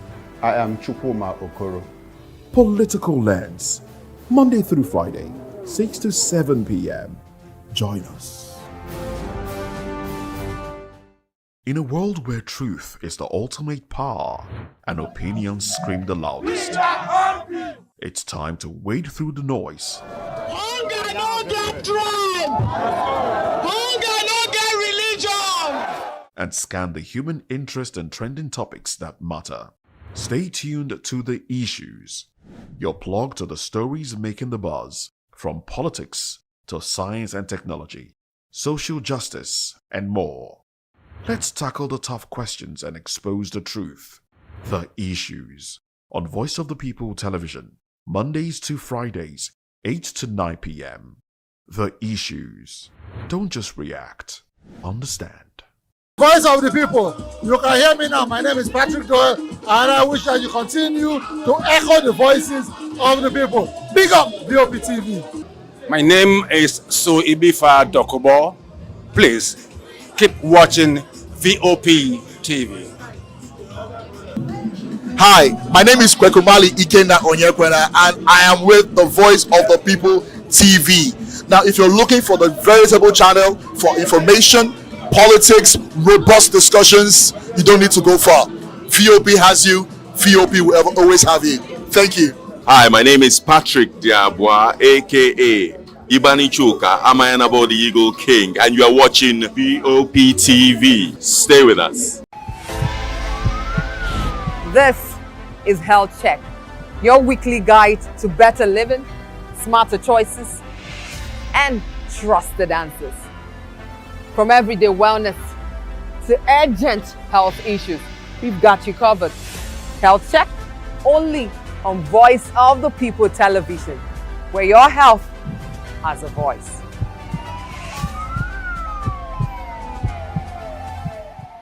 To know the happenings in the maritime sector, join us on the program Maritime Frontiers on VOP TV as we discuss key areas in the maritime sector, from aquaculture, maritime transportation, maritime labor regulation, oil and gas exploration, ferry and passenger insurance, marine pollution and prevention, port operations, and lots more. Maritime Frontiers, exploring Nigeria's blue economy.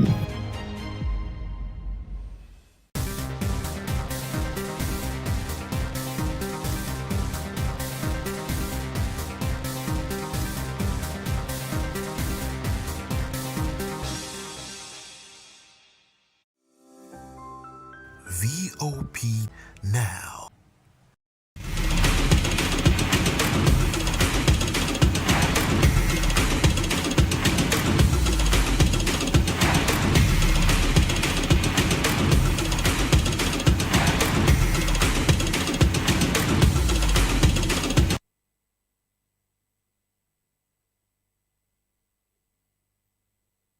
All right.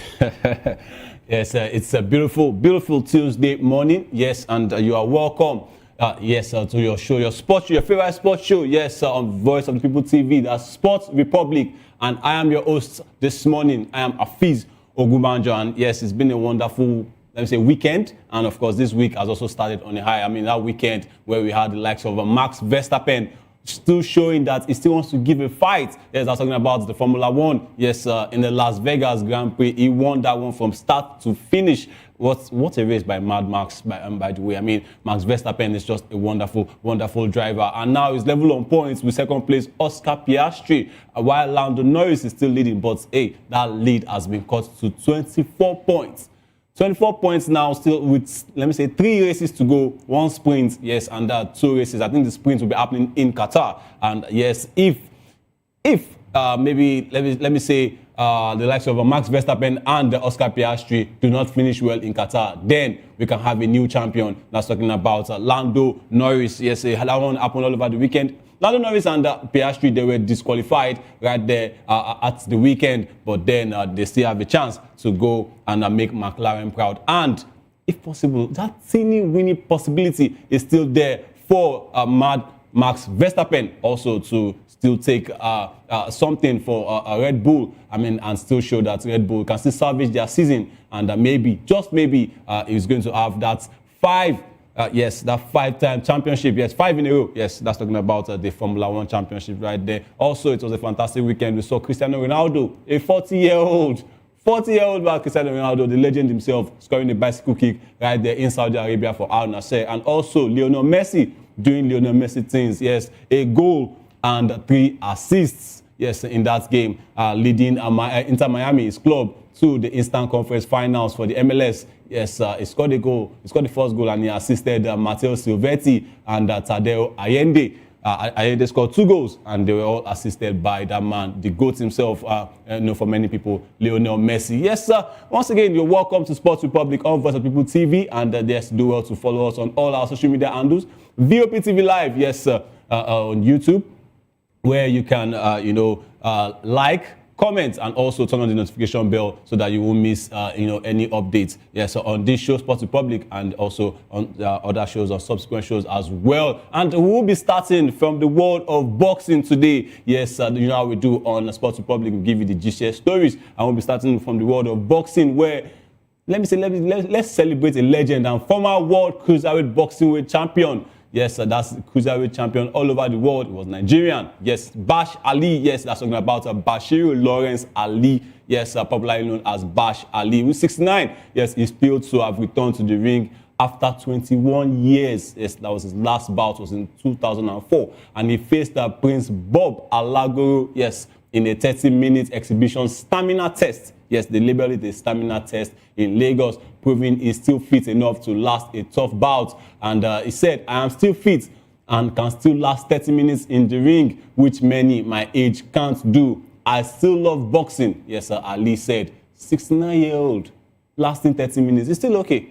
I mean, there are some 20-something-year-olds that can't even last 15 minutes, in the boxing ring or even in the hexagon. And the event promoted by New Era Boxing Promotions, yes, featured Nigerian boxers like Idris Hamza and Shegun Wo Adeyemi. And Ali noted that the exhibition let younger fans see him in action. Now they have seen Bash Ali in the ring, he said. And Brigadier General Idowu Akilawon also called it the icing on the cake of a memorable night. And Ali's return follows heavyweights, heavyweight man Ike, the president, Ibiabuchi's successful 2024 comeback at age 52. And no winner was declared in this bout with Alagoro, yes, as the bout wasn't competitive, but Ali's passion for boxing remains strong. I mean, I want to take, the old boxing heads back. You remember the cornrows, the Bash Ali with the cornrows. Yeah, there was Muhammad Ali in the world, and we also had boxing legend in Nigeria, Bash Ali. Yes, we have 2 Alis that time. Muhammad Ali Cassius Clay, yes,